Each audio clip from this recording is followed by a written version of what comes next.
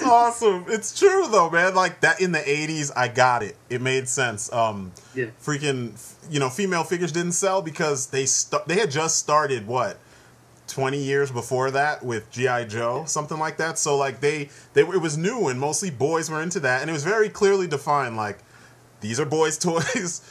Barbie's girls, G.I. Joe is boys. So everything, it followed those archetypes. They said that, like, boys' toys were this and girls' toys were that. It was specific. It made sense. When they said, nobody wanted these figures, it made sense. Because, they didn't really push those characters. And they didn't treat them with the same kind of respect that they do now. Like, now, you watch Avengers and freaking Black Widow was one of the most badass characters in the movie. Yeah. And then they omit her entirely from the fucking, figure line. And it's like, wait, what? How did that make sense? You know what I mean? It's like, how could you come out with the entire team? Uh-huh. Every single person but Black Widow. Even Loki. Yeah. Even you gave us Loki. Yep. You gave me Loki. No Black Widow. I'm like, wow. That made no sense. And some exec is saying, like, that was a sound decision. Yes. That made perfect sense. And it doesn't make sense. And you've got people, when you go on, like, different, pages and different YouTube channels and their toy fanatics and stuff, and they're, like, backing this thought process. And I'm just like, God, where did you, like, what planet did you fall off of? It makes no sense. And if you're into this, you should know better. Like, it's a bad choice. That's all it is. And then now they bring her out, and then she's one per case. I'm like, wait. I can't find her anywhere. Me neither, man. I'm asking like all the people I know in different states. I'm like, yo, if you see her, Get her. help me out, please. Because I don't want to go. Like, have you seen what she goes for online? Like $50. Yeah, I'm like $50 or $60. I'm like, holy shit. Someone was selling like I think it was the three figures in that wave, and I think Cap was like, he was like $10. Winter Soldier was like $20, but then she was like $65. I'm like, are you kidding me? That makes no sense. Like, I don't know. And Hasbro, they have to see this shit. Like, they have to see it. There's no way they can say, we're unaware of what goes on the secondary market. You have to be. Because, like, like Lowlight. Remember I was talking about Lowlight? When I missed the Pursuit of Cobra Lowlight, if you go on Amazon or eBay or whatever, he typically, at least during, like, when I was looking last, he was like $100. Same thing with freaking the one they were calling Ultimate Storm Shadow from the 30th anniversary of Pursuit of Cobra and all that. He was like $30. He was like 30 or 40 at first. Then all of a sudden it just jumped and he was like $100. And I'm like, really? I could find him in the store right now. I think even in my review, I was like, yeah, I'm going to find him. I said it in another G.I. Joe review. I'm like, I'm going to wait till I find him in Target. There's no way I'm paying $100. And then like a month later, I found him in Target. I'm like, how is it even allowed? It should be illegal to like upcharge, 10 times the price of a figure during its release. You know what I mean? Like, because if it's out right now, what exactly are you? I don't know. I guess convenience, but still, that's a lot of balls. Will ever fix though is if these toy companies just put the same amount of figures in a case. Exactly. Then nothing will get upcharged. Exactly. It's like they continuously do that to cut costs for some reason. But it's like if you have that mold and you already mass produced it, what the fuck difference does it make if you put one or multiples? Yeah. Exactly. And you want to make money. And it's weird, too, because then you hear guys like Scott Knightlick talking about how at Mattel, or actually a couple times I've heard Joey Falcon say the same thing, how the production costs have gone up, so they can't really do the same quality they used to do. But like when you really look at like the old Marvel Legends and the new ones look a lot better. It's just they're not painted as well, and they're missing articulation. I mean, some of the old Marvel Legends had too much articulation. Like they'd be falling. You try to stand them up, and they're all like just like fall Thor, over. like what was it? Wave. Oh God, one of the early. I think it was Wave 1 Thor. Oh yeah. He's got he's got the boot articulation. Yeah, with the toes. The shins. Yeah. And he topples over all the time. All my Avengers over all the time. Or like the remember the first Spider-Man that they did, which was like the precursor to Marvel Legends? He was like that. Like he stood up like this, and then like his knees like kind of jutted out to the sides, and then you stand him up, and then he would just buckle under his own weight, and it's like, dude, like come on, you know? I mean, it was awesome, don't get me wrong, because I never had him really standing up. It was just when I first got him, and this was the first time I had a figure with all that articulation, I just stood him up and kind of was like, okay, wow, he's got joints everywhere. What can we do with him? And, you know, just standing him up a couple times, you know, he got slack and fell. But then, you know, you figure out what pose works for him. Now, though, like when I'm looking at the new cap that just came out for the Winter Soldier, that's a pretty cool figure. I mean, he's got decent articulation. I just don't like that there's some little things, and I'll show you in the review, like his, a lot of the figures can't move their legs out. Like if you want to make them kick somebody, they can't really do it. I'm like, wait, you guys forgot how to do that? You just strategically forgot how to make your characters have the ability to either sit down or freaking, you know, kick out to the side. I mean, Captain America's power is that he beats people's ass. Like, how are you going to have a Captain America toy that can't kick properly? Like, that's just stupid. Like, it's like it's like same thing with Batman. Like, exactly. You can't have a Batman that can't do splits. Yeah, he's got to be able to. He's a ninja. Come on. I wanted to bring this up to you because I just got these two today. By far, they're probably some of my favorite figures that I own now, and it's fucking Owlman, dude. Oh wow, they came out. Yeah, this new Owlman has better articulation than a Marvel Legend. Really? I got look at his splits he can do. Holy shit! He's got double jointed knees. I just shot the review, so I'm gonna upload it tonight. Cool. He's the only difference is that he's got single jointed elbows. Yeah. But as far as articulation goes, he's got every single thing. He's even got an ankle pivot. Wow. Kind of like the Arkham Origins Batman, but a little bit better done. Yeah, it looks like he's got free, like his legs are freer. Holy crap. Yeah. I've been looking at those guys. I've got a picture of them up on my desktop, but yeah, shit. The only thing that I wish is that, wait, he's got like a modern mask. Is that a modern version? Yeah, he's got, it's like a helmet. It's sick looking. It's awesome. Holy shit, that looks way better than the pictures they showed. The pictures they showed, it looked like an old school, like the retro version of Owlman. Yeah, it was like his first appearance in the New 52, when he was like light gray, light blue, and they changed it last minute. I guess that's what they said. Holy they released shit. like a little information about it, and they said that they changed it last minute to give him the modern look. That is fucking awesome. I'm gonna have to go, man. You gotta get the Crime Syndicate, dude. Even if you're not a fan. Oh, I love them. I bought the 5-pack when that came out. Well, I waited a little while, and then I got it for like 20-something bucks at Walmart on like clearance. So yeah, I loved it. The only thing I hate about it is Johnny Quick and fucking Power Ring. They look so bad. I'm like, ugh. But because they took them from their original. Those yeah, were their the first originals. Appearances. Yeah, and I was like, why did you do that with like half of them, and then 2 of them, and then the rest of them are like modern? Like that doesn't make sense.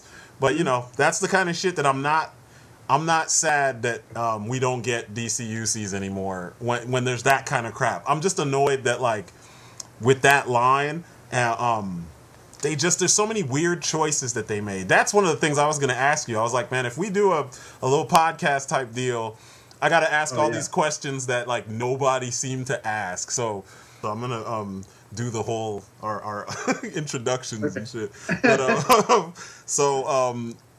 to all my ninjas, what's up? I'm Strident, as you know, and I'm here with ODC That's Me. But yeah, we're just shooting the shit, talking about all kinds of random, stuff, mostly figure related stuff, since we're dorks about action figures and stuff.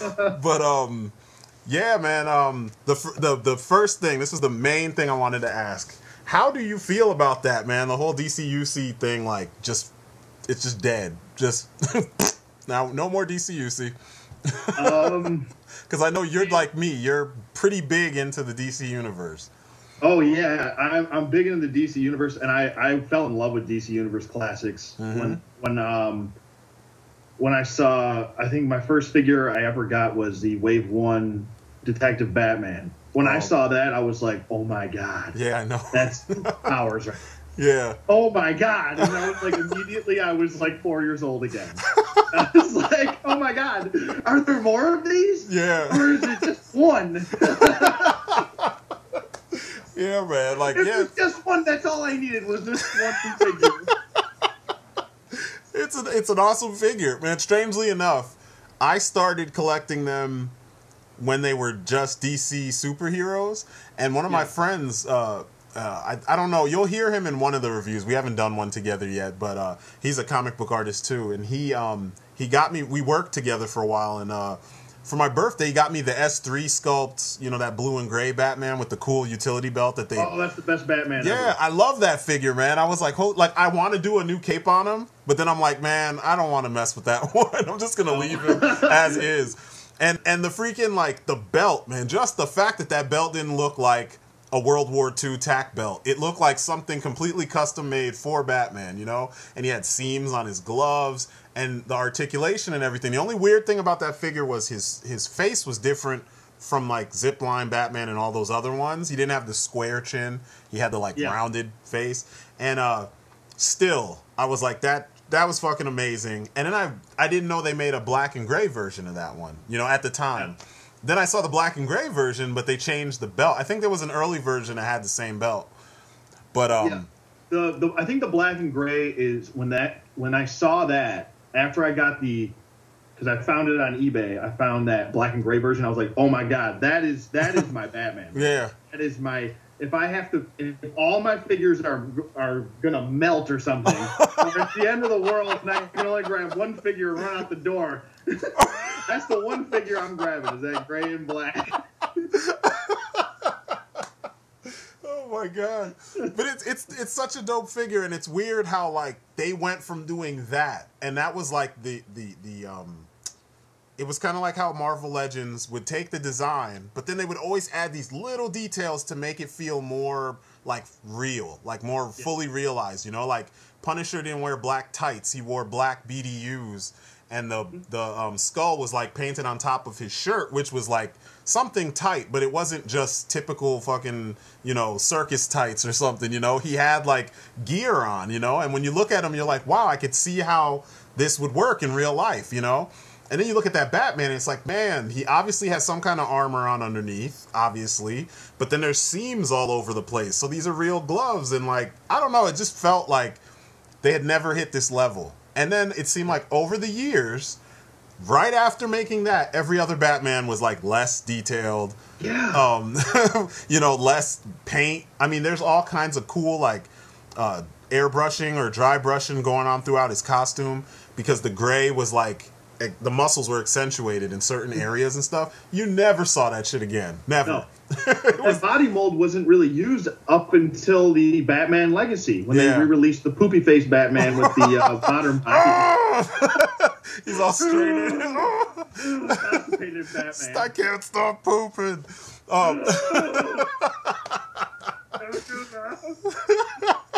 It's funny, man. I like even that Batman had if you like looked at the bottom of his boot. Yeah, he had treads and stuff with the bat symbol. Yeah, fucking phenomenal. Exactly. And some of the older ones, the like Zipline Batman, and it was a couple versions, but there were two versions of the figure. One was the Zipline Batman, and the other one was like, he was in a 2-pack with the Joker, and he was the blue mold, but like his mask had like detailing in it, kind of like, so you could see it was armored.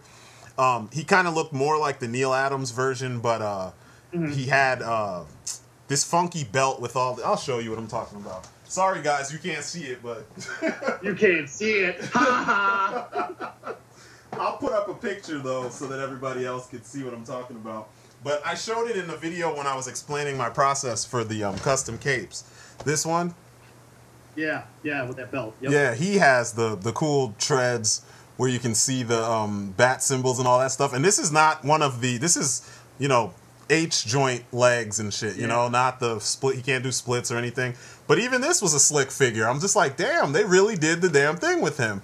And it's just weird how, like, as time went on, the quality of the figures started to go down. You kept seeing, instead of modern versions of the characters, like when I bought Steel, I bought him online, and I didn't know there was a chromed out variant. So, like, I just bought Steel. Then I get him, and he was chromed out. I'm like, holy crap, exactly. That's like the best Steel I've ever seen, hands down, period. And I was like, wow. That's one of the best figures I've seen. Yeah, exactly. He is one of the best ones. Easily. And they've never... It's just weird how, like, we could pick out a whole bunch of them that they really did, like, their work on, and then there's this whole bunch, even though some of them I still like them and I got them, there's so many that just somehow kind of fall short of that kind of greatness, you know? And I don't know. But so were you surprised that the line died down, like that it was on its way out? Well, I was pissed at everybody for not signing up for the subscription. No, I'm just kidding. I hate subscriptions, man. I'm so like... I was about to buy like 25 subscriptions just so I could keep the line going. I know you get like 3 extra jobs just to support the toy habit. I got 10 jobs. I'm working until I'm 110. It's okay. My brain will be in like one of those tubes. It'll look like fucking RoboCop. Be 120 years old, still working. I know what I'm talking about right now. Oh my god. Yeah, man. I don't know. I personally kind of was like, I don't think they're gonna make it because they gave so many BS answers or excuses for why this needed to be the way it was. Like they try it. I guess they assume that most people don't have jobs and have no idea what like assets management would be, or like they have no idea how you allocate funds for a project, you know? Because like they could take, I don't know, a 100th of what they make from Hot Wheels and just allocate that to the DCUC project, and they could have saved it, you know what I mean? Or take like, I don't know, a 1,000th of what they make for My Little Pony and just add that, or take a little from all of these different places and just add it in a last-ditch effort to save the line. And they didn't do that. And then you look at Masters of the Universe, and even their shitty figures sell. I mean, like, there's some characters like fucking... that's what they did. That's them in Masters of the Universe. Yeah, pretty much. Just stroking the hell out of that guy. like, that's not even right. Every fucking Castle Grayskull, man. I was like, really? Where's my goddamn Batcave? Exactly. Where's my Fortress of Solitude? Exactly. That's another thing. So the DCUC line started from DC superheroes, which first it was Superman, or first it was Batman, then they did Superman.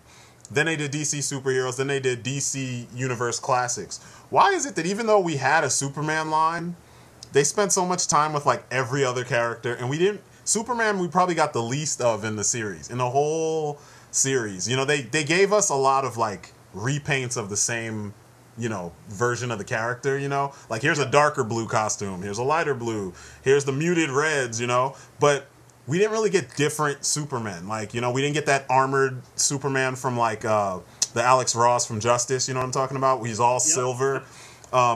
We didn't get like different versions of the you know, the recovery suit.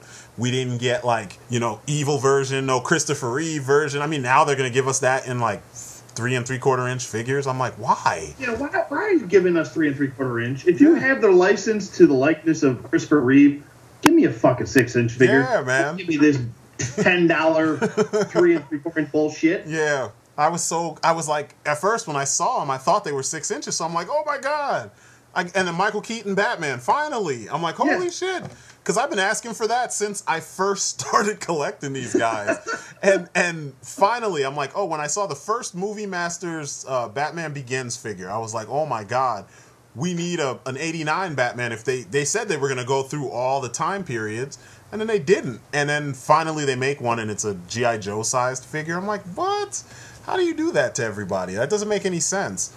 Well, you know what Scott would say? He'd be like, well, we did do an 89 Batman. Wave 10.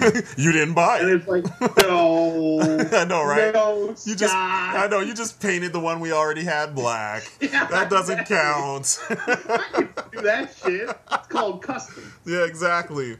It's so crazy to me, man. Like, I was looking at, there's a guy online, his name is Hunter Knight. I don't know if, you might have seen his stuff. He does really good custom. Some of them are, you know, you can tell where he's, like, really inspired, and some of them you can tell when he's kind of just like, let me just finish this thing so that, you know, they can... I'm sick of staring at this thing on myself.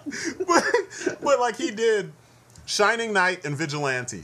And these are two characters who I didn't give a shit about when I was reading them in comics, because I was just like, eh. Then I watched Justice League Unlimited, and I'm like, damn, these guys are cool. I actually want, you know, some kind of representation of those guys. And we get fucking Snake Eyes version of Vigilante, like the 80s. Which I didn't mind though, because I mean, what was that? I think it was 80s. Yeah, that's what he looked like. That's when they killed him off. He did a team. It was like one of my first comics. It was a team up, and it was Vigilante. It was I can't remember what issue number. It was a team up with him and Batman. Oh yeah, like one of the first comics I had. One of the first ones. Yeah. And I was like, oh my god, Batman's in this. I have to get it. Anything I saw Batman, I just had to grab it. And I was like reading, I was like, who the hell's Vigilante? Why is he killing people? Yeah, exactly. Superheroes don't kill people. And it was like my first realization of kind of like a Punisher style character. Exactly. You know what I mean? Yeah. And I mean, I guess I didn't mind that look for him, but I would have rather had the cowboy version. Well, I thought they would have done both versions, like, yeah, you know how with like a variant, exactly, like do variants, yeah. Mm-hmm. Except this would be like a little bit more expensive, but maybe not so much, because they could have used the Jonah Hex mold, yeah, like, and then just sculpt different lower legs, and that's it. It's the exact, you know, you have all of the pieces there. I guess at the time that wave wasn't out yet. I can't even remember the number that Jonah Hex came in, like, what is it, wave 16 or something? Yeah, he came in the Bane wave. Yeah. God, the Bane wave was such a disappointment. I was like, oh my god. I got every single one of them because I wanted Bane so bad. But like Robin, his legs broke opening the package. Like his freaking ankles came off. Oh, those ankles. Mercury, the freaking... I was trying to get the scissor hands out, and they broke in the package because, you know, they were stuck to his hand. Oh, yeah. Mine snapped off right at the wrist. Yeah. I was like, are you kidding me? Like, what the hell? My freaking Riddler, all his joints were painted shut. All of them. I was like, are you kidding me? The only people I kept... Until I had to cut costs there. Like, paint the whole thing. I know, right? Green, man. Running through the factory. Paint the whole thing.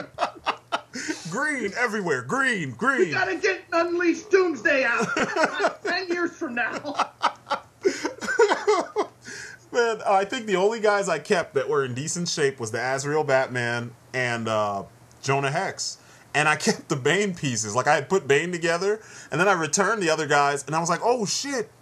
I forgot the Collect and Connect pieces, but I had already returned it, so I was just like, whatever. They didn't ask, and they're probably going to just throw them out, so whatever. I didn't feel too bad, but, like, that was one of the first times I forgot, like, everything. But it's because Bane was, like, a completely realized figure sitting on my shelf, so I didn't think about it, you know, until I was done. But, yeah, Bane was amazing. And then the rest of them were just like, what? I was like, he's perfect. Nightfall, perfect. Like, they gave us that weird stanced DC superhero. I remember that one with the weird fingers. Like, I hate this. Yeah. It's like if I could take the upper torso and just put it on a normal legged body, he would be perfect. But then it was like, then they came out with that, and I was like, oh my, I don't need that. Wrestling figures. I was actually looking at those. What are they called? The Shield, I think that's the team name. Yeah. And I was gonna chop off one of their upper bodies and then attach attach Bane's upper body to that, and then just, you know, like, have that as like Titan serum, you know, well, not Titan, but Venom serum Bane. Oh yeah, that's a good idea. And then he could, you'd have one that's like a little bit bigger than Batman, and then one that's like way bigger than Batman. Yeah, that's a good idea. I don't know. And it's weird because I like the whole custom angle. I just don't really get into customizing that much like that, because it's so, like, there's so much that you have to do. I gotta buy paints. You gotta match the paints to the actual figures and stuff. So that's where I get frustrated when it's small tweaks, you know, like capes and, you know, belts and things like that, I can do that, and I don't have a problem with it. So I know I would set him out, you know, the two pieces, and they would just sit on my they'd sit on my drafting table forever. This is Bane, the Darth Maul at the end of Phantom Menace. Oh my god! What do you think of What do you think about the whole Doomsday Unleashed and Doomsday Bound? Like that, I thought they were just screwing with us because I was like, how many of us, like, it would be cool to get both, but like, how many of us want a Doomsday that you can't see what makes him all scary and stuff? Like, I honestly, I have no idea what they were thinking on that. They should have just given us an Unleashed. But they were like, well, the amount of tooling that goes into that is a lot more. Like, he explained it to me when I was in New York Comic Con and actually spoke to Scott. And was like, so what was your thinking there? Because, and I wasn't trying to be a dick. I was just being honest. Yeah. I was like, what was your thinking there? Because you could have just given us the Unleashed version over the Bound version. Exactly. And he was like, well, the amount of tooling that went into the Bound version was a lot less than the Unleashed because of the spikes and the hair and blah, blah, blah. And I was like, okay, understandable, but why you should have just went with one instead of going with two? Exactly. And then here's another thing. I'm not even trying not to cut you off. Yeah, no, go ahead. Every time they sculpt one of these figures, the Horsemen make like a 2 or 3 up of all of these guys. So, because if you remember back when the superheroes line, DC superheroes line was out, and even the early DC Universe Classics, they had those icon heroes, or not icon heroes. What were they called? Heroes of Giants of Justice or some shit. Yeah, they were like 12 inches, I think. That's how they sculpt these guys. So for them to say, "Oh, we it's too much for us to make Doomsday," you could just take the one you already gave us at the right scale. Exactly. And it's done. And that's the thing. It wasn't even a new body mold, and that's what I asked him. I go, "Well, that's basically what you use for the Validus body. You use the Validus body." Yeah. Which was, first of all, I don't know why we even got Validus. He's a superheroes villain. Yeah. You know what I mean? Yeah. Like, you just released him with the 12-pack. Yeah, wasn't he like the only one? Yeah. That's so weird. He was the only Legion villain. I think he was the only Legion villain, right? Yeah, he was the only Legion villain that we ever got. And it was so random because there was no Legionnaires in that whole wave. Yeah, exactly. Yeah. Like, but that's the stuff. That's exactly what I'm talking about. That, like, while I'm looking at this stuff, I'm like, man, DC, what was the show? Justice League Unlimited and regular Justice League had been on during the entire time that line existed. And they never really capitalized off of all that, you know? Like, why can't they give us, like, a Four Horsemen-inspired Darkseid that mimicked the one from JLU? That shit was amazing when he had all the armor going up and down, like, his shoulders and stuff, and that would be cool, like redesigns, like modern redesigns based on the Four Horsemen's like interpretations of these characters. Yeah. Let them go crazy. They'd love to. They love to do that kind of stuff. And they keep saying, no, it's too expensive. And then when you go over to the Four Horsemen's page, they sell figures at a cost that's a lot cheaper than what you would expect if you listen to what, you know, the guys at Mattel are saying. And I'm like Ramathor, have you seen that figure? He's the elephant samurai. Oh yeah, I saw that. I want crap. That piece of excrement. You didn't like that figure? No. Oh my god, the detail though, man, like the detail and the fact it is that well detailed. I just I don't know. He's like Dick Crusher of Dreams. Here's a nightmare. Half seconds. No, man, like I don't know. I like some of those medieval kind of barbarian-ish type designs when it looks like everything works together. You know what I mean? Like that figure costed, I think, when he came out, he costed like $30, I think, and then later on it went up to like $50. And I think now he's probably like, who knows, a couple $100 or something. I don't know. But $30, and the figure was like 9 inches tall. And then he came with a sword that was about 10 inches tall. It was in the back of the package behind him. And then he had 2 swords that were about 6 inches tall. And he was $30. Now, if this was a Mattel figure, Granted, it'd be mass retail or something. They'd probably charge $100. He'd be sitting in the in the aisle for $100 for the rest of like eternity because yeah, exactly. You know what I mean. They wouldn't. Number one, they wouldn't use the right materials to make it cost effective. You know, he'd be breaking. There'd be all these QC issues, all kinds of stuff, and it's just like, why can't you guys just do some of that? Like, I don't know. It's so weird when you think about it because I'm not like a toy. I wanted to make toys. There was a point in school where I was actually in the industrial design area of my school, and I was in a whole bunch of classes where I was learning how this all works, and I was like getting into the sculpting and the designing, but I like the design part. That's the part I had the most fun with. Yeah. And when they showed me the materials and they explained cost and everything like that, it's not really that expensive. Not as expensive as these guys are talking. I mean, Mattel is the #1 toy manufacturer in the world, not in the U.S., in the world. That's crazy. And then they're sitting there saying, oh, it's too poor to make, we don't have enough money. It seems like they're like little kids, and like when they get bored with something, they want to walk away from it. Exactly. They're like, I don't want to make any more DC Universe classes. I want to make crappy fucking 6-inch figures that are nothing like the ones before. I know. And we're gonna shove them down your throat. Oh, You're my goodness. You don't want to make what you want anymore. Exactly. Exactly. Because now that it has a following, we don't want to make that anymore. Exactly. Go back to what you were saying about how they should have capitalized on like the Justice League Unlimited figures. They should have done something with that. And it seems like Mattel's got this ongoing theme of constantly being too little too late. Yeah. They were too little too late with Justice League Unlimited. Then they caught on with Young Justice. Yeah. And it's like now that, and then they finally caught on with the line's got a following now and people like it. Oh well, let's just stop the line.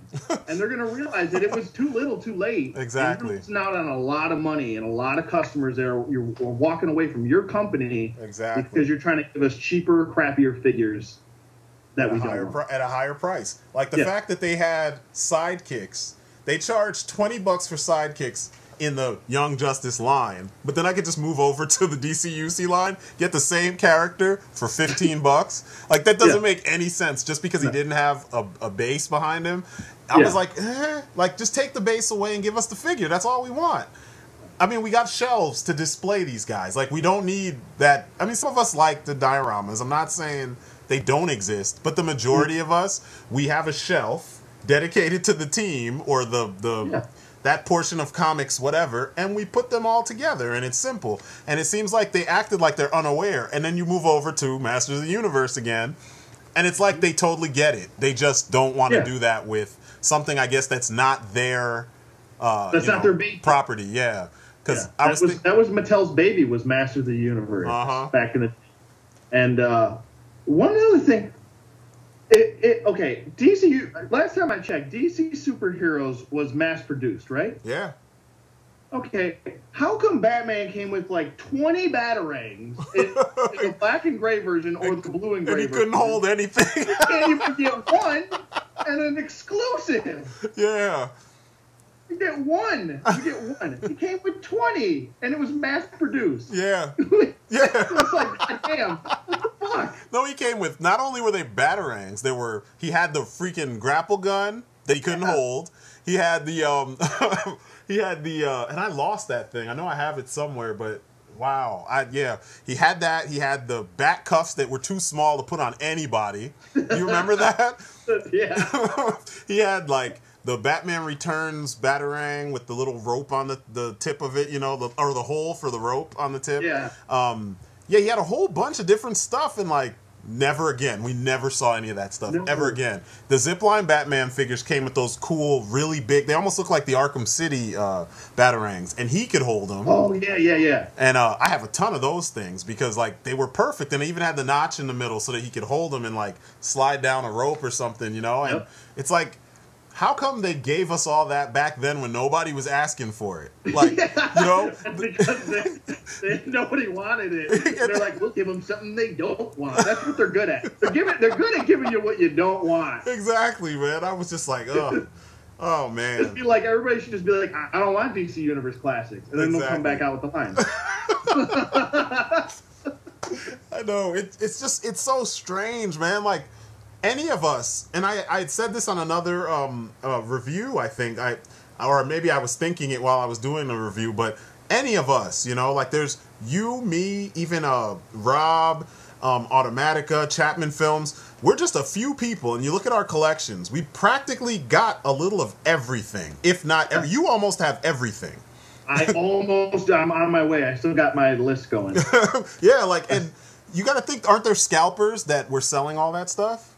Oh, yeah. So the scalpers buy, like, in, you know, duplicate and triplicate and whatever, like 10s and, you know, 50s or whatever. They buy everything on the shelf, and then they turn around and sell it for a markup. So doesn't the initial sale still count? Like, someone still bought 50 of that one figure that they're selling. So when, like, they get up there and they say, oh, you guys didn't buy it. I'm like, but they're scalpers. Like, Dr. Fate is on my list. I missed out on him when he first came out.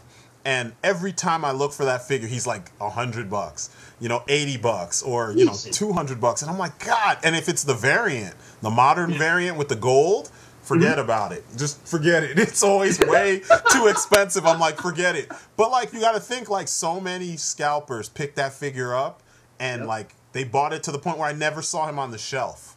And like, in my area, the Walmart used to get that stuff. Like, they had the Brainiac wave for a long time because no one was buying those characters, you know, because it was kind of a whack wave for the most part, you know, because a lot of people didn't know anything about Amazo. Obviously, a lot of people thought freaking Eradicator and his blue blockers were just kind of weird or something, you know. But the giant shade, red heart sunglasses.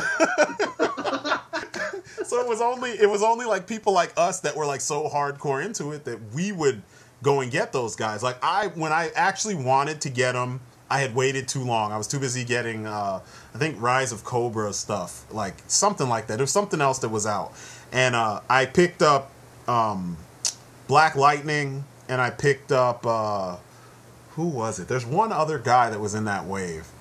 But I picked up a handful of these guys, and I was just like, man, it's crazy to me that I was able to pick up those guys, and I kept seeing the wave sitting there, like the whole wave, you know, even years afterwards when new stuff came out, I'm seeing them sitting there, and I'm like, wow. But then I go online, and they're like super rare, super hard to find.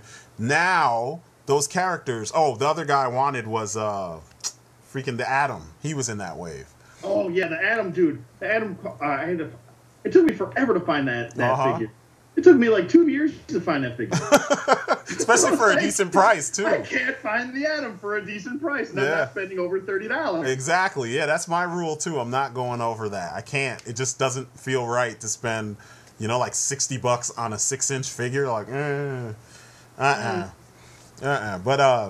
yeah, it's weird. Like, they kept saying no one was interested, you know? But then, like, there was a point where the figures started flying off the shelves. So I'm like, there had to be interest. What are you talking about? And then, like, we would ask for characters, like when they did that poll and the question won.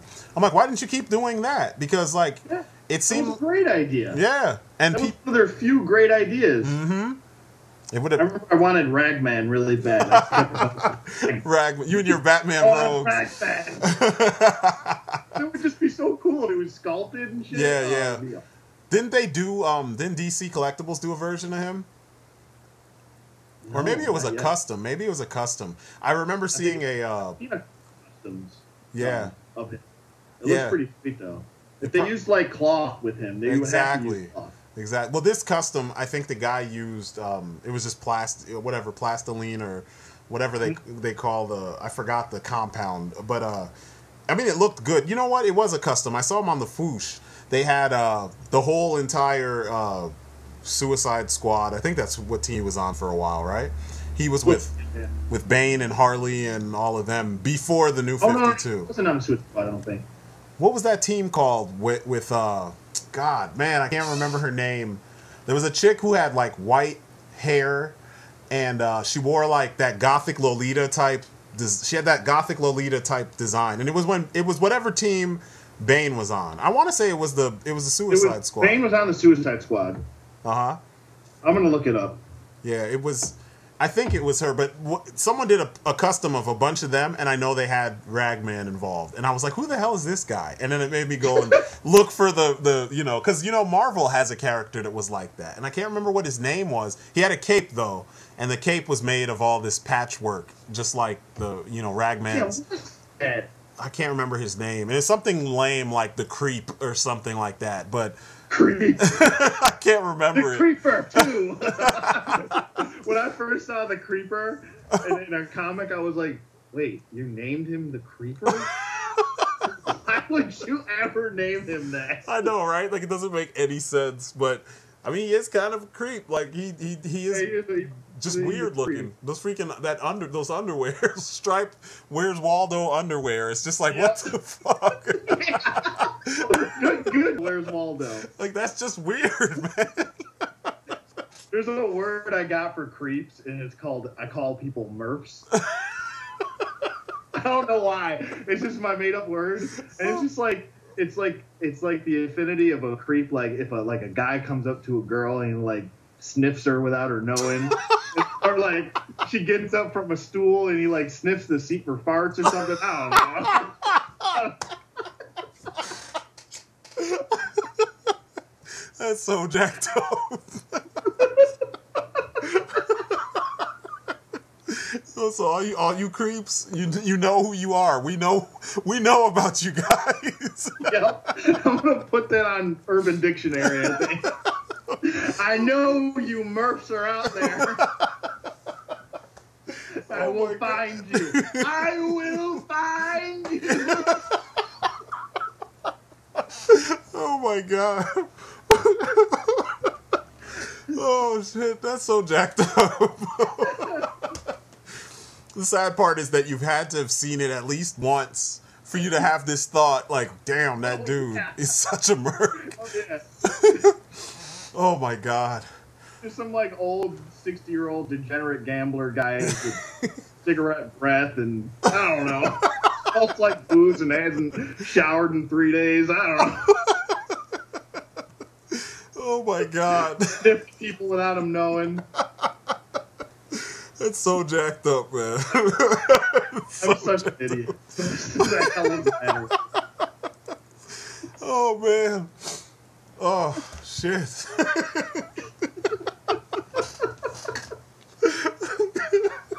You got me in tears. People are gonna listen to this and be like, "What's wrong with Anthony? Is he have a mental? Oh my god. Does he have a chemical imbalance?"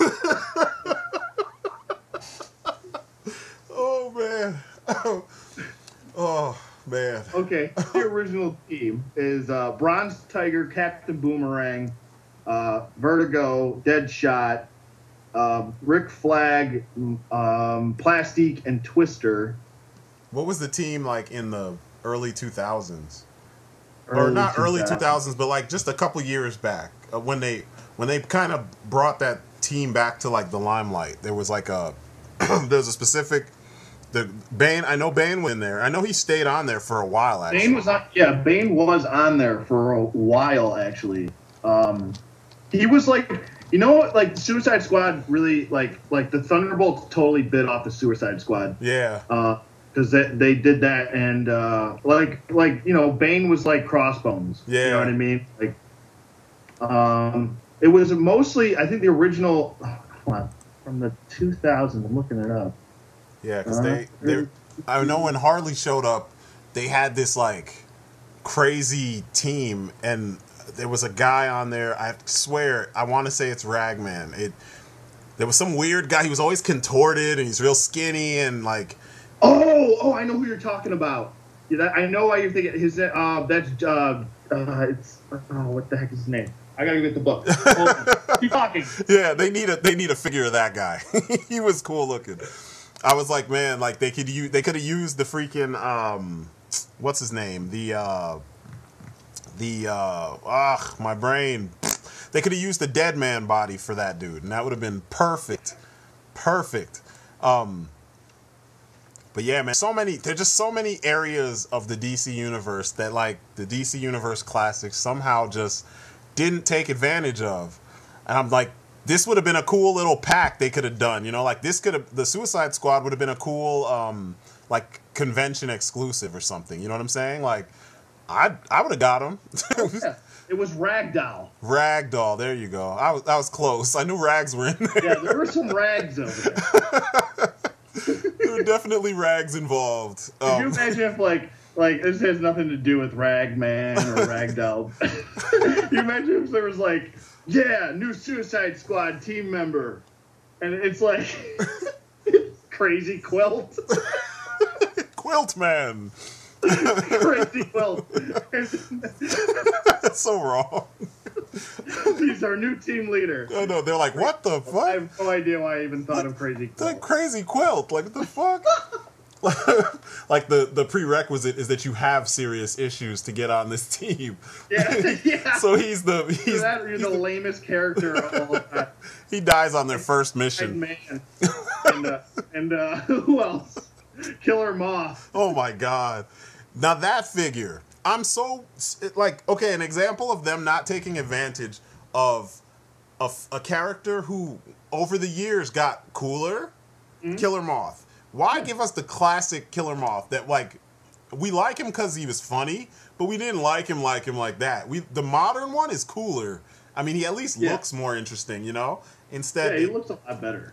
Those pants, man. Like, what the fuck? Because I think Mattel's was like, hey, this kind of looks like a Motu classic. I know, maybe right? we can pull that off. Same thing with like, what was it? Forager. Forager really reminds me of like, yeah, he does, a Motu character. Yeah, you're right. It seems like they loved doing that. They're like, oh, it's kind of like a Motu character, so let's just throw that in. See, and if that was their thing too, why didn't they make more of the Fourth World characters?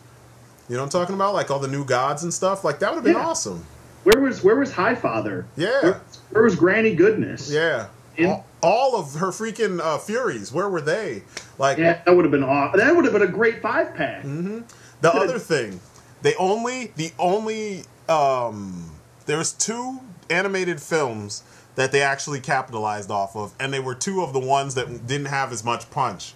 It was Public Enemies, which that line was just like, why?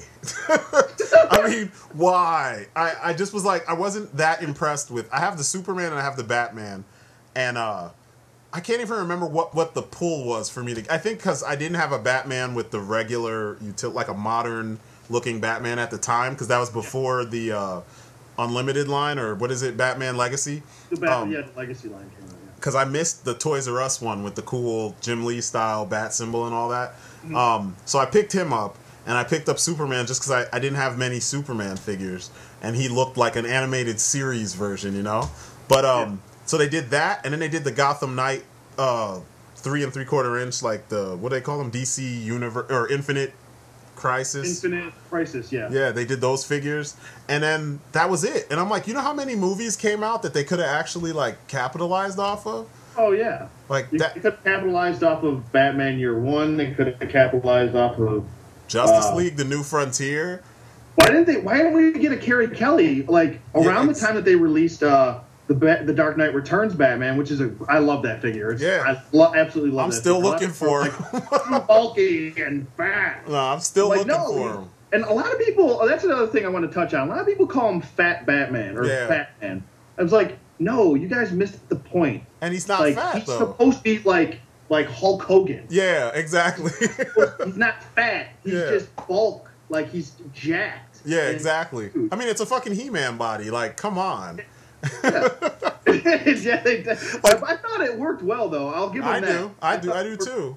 That one, when I saw that, I was like, man, that's the only other Batman in the whole Batman Legacy line that I was like, oh my god. And then I never saw him in the store.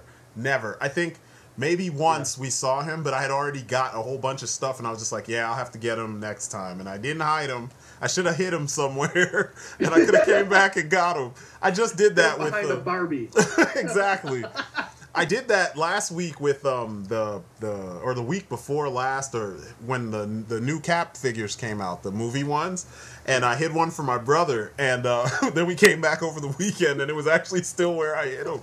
I was like, thank God. Like, it's so weird when you see them, because they had 3 of them, and we hadn't seen any new figures at Target for like weeks or months, you know. So I'm like, okay, I guess they're done, you know. And then all of a sudden I was there getting something else. I think we got something for the baby, and I saw that. I'm like, oh my god.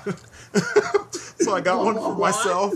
Yeah, I got one for myself, hid the other one, and just left one out there. And I was just like, man, at least someone will get this one. This one is already spoken for. Let's hope that it stays there. And it was. So I got lucky. We used to do that all the time back when you actually could find DCUCs in the store. I'm like, I gotta get this one guy, like Robin. I saw people hiding Robin, like, yeah. And I tried to be a nice, because I wanted the Tim Drake Robin. When it first came out, I was like, oh my god, and I saw a guy hide him. So I was like, shit, I know he's gonna be hard to find, so let me let that guy get him. I'll just get him online or something, you know? And yeah, I might have already had him pre-ordered or something, which is why I just left it alone and didn't cancel the pre-order and snatch that guy's figure. But you're a nice person. I would have been like, give me that. You're lost. Move your feet, lose your seat.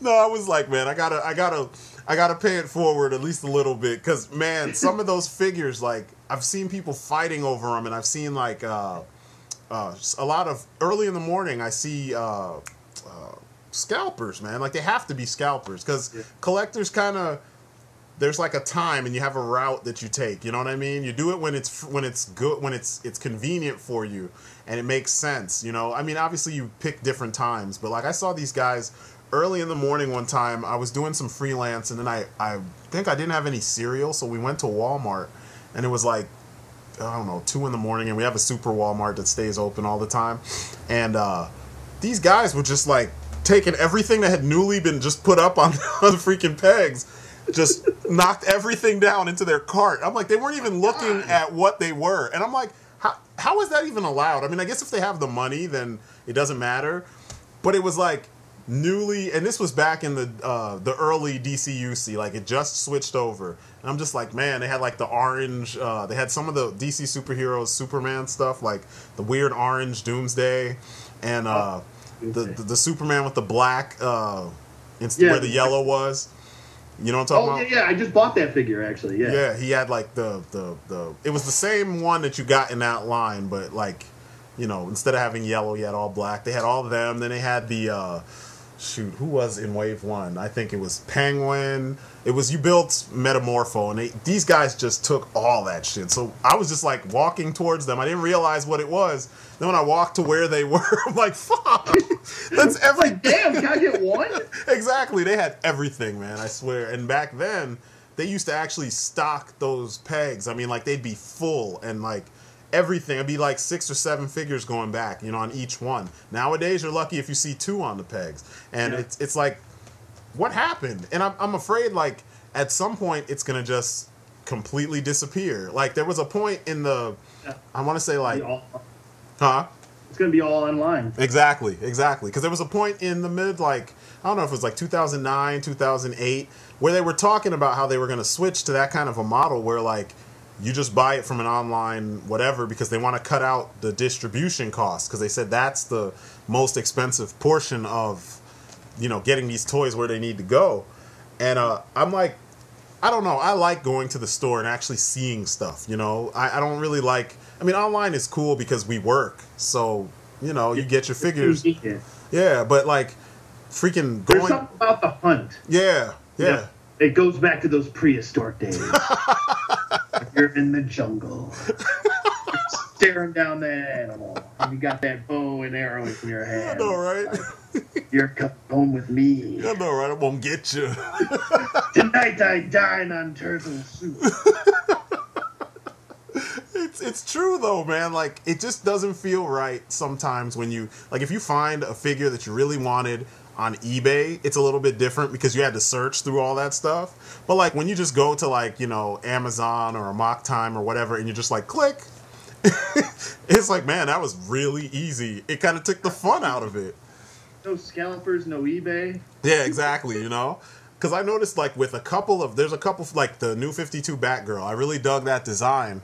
And I saw her one day in the store, and I was like, shit, I'm just gonna pick her up. Actually, I had seen the figure multiple times, and I never really got up close to look at her. And then I picked up the figure one day, and I'm like, wow, this actually is a cool figure. So in the cart, I'm like, okay, cool. And I felt good because it's like, wow, I actually managed to, like, after not seeing the figure, finally see it and actually just, you know, pay attention and get it. Because usually I go with one thing in mind when I go to the store, get the one thing and leave. And that's what happened with those figures. I went for other stuff, so I didn't even bother going to the toy aisle, which is like blasphemy if my son was around, because we usually go together and make sure we, you know, that's like our rule, our ritual, you know.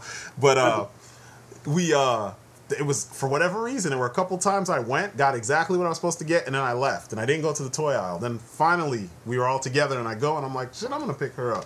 And it's a cool figure. I mean, at first I thought it was just a retooling of the original one, but their parts are, but then there are parts that are newly sculpted, and it's pretty nice, you know? Even the sculpting is a lot better on it. They gave her the new 52 lines. Even on her biceps, they gave her lines on her biceps and stuff. Her arms are longer. She has like the right proportions for her arms, and the face is a little different, a little bit better than the other one. And it's weird too because they were released like really close to one another. The one that was in the Batman Legacy line, which was like, I think it's a retooling of the old school DC superheroes gray and blue one from way back when. You remember that was in the 2-pack?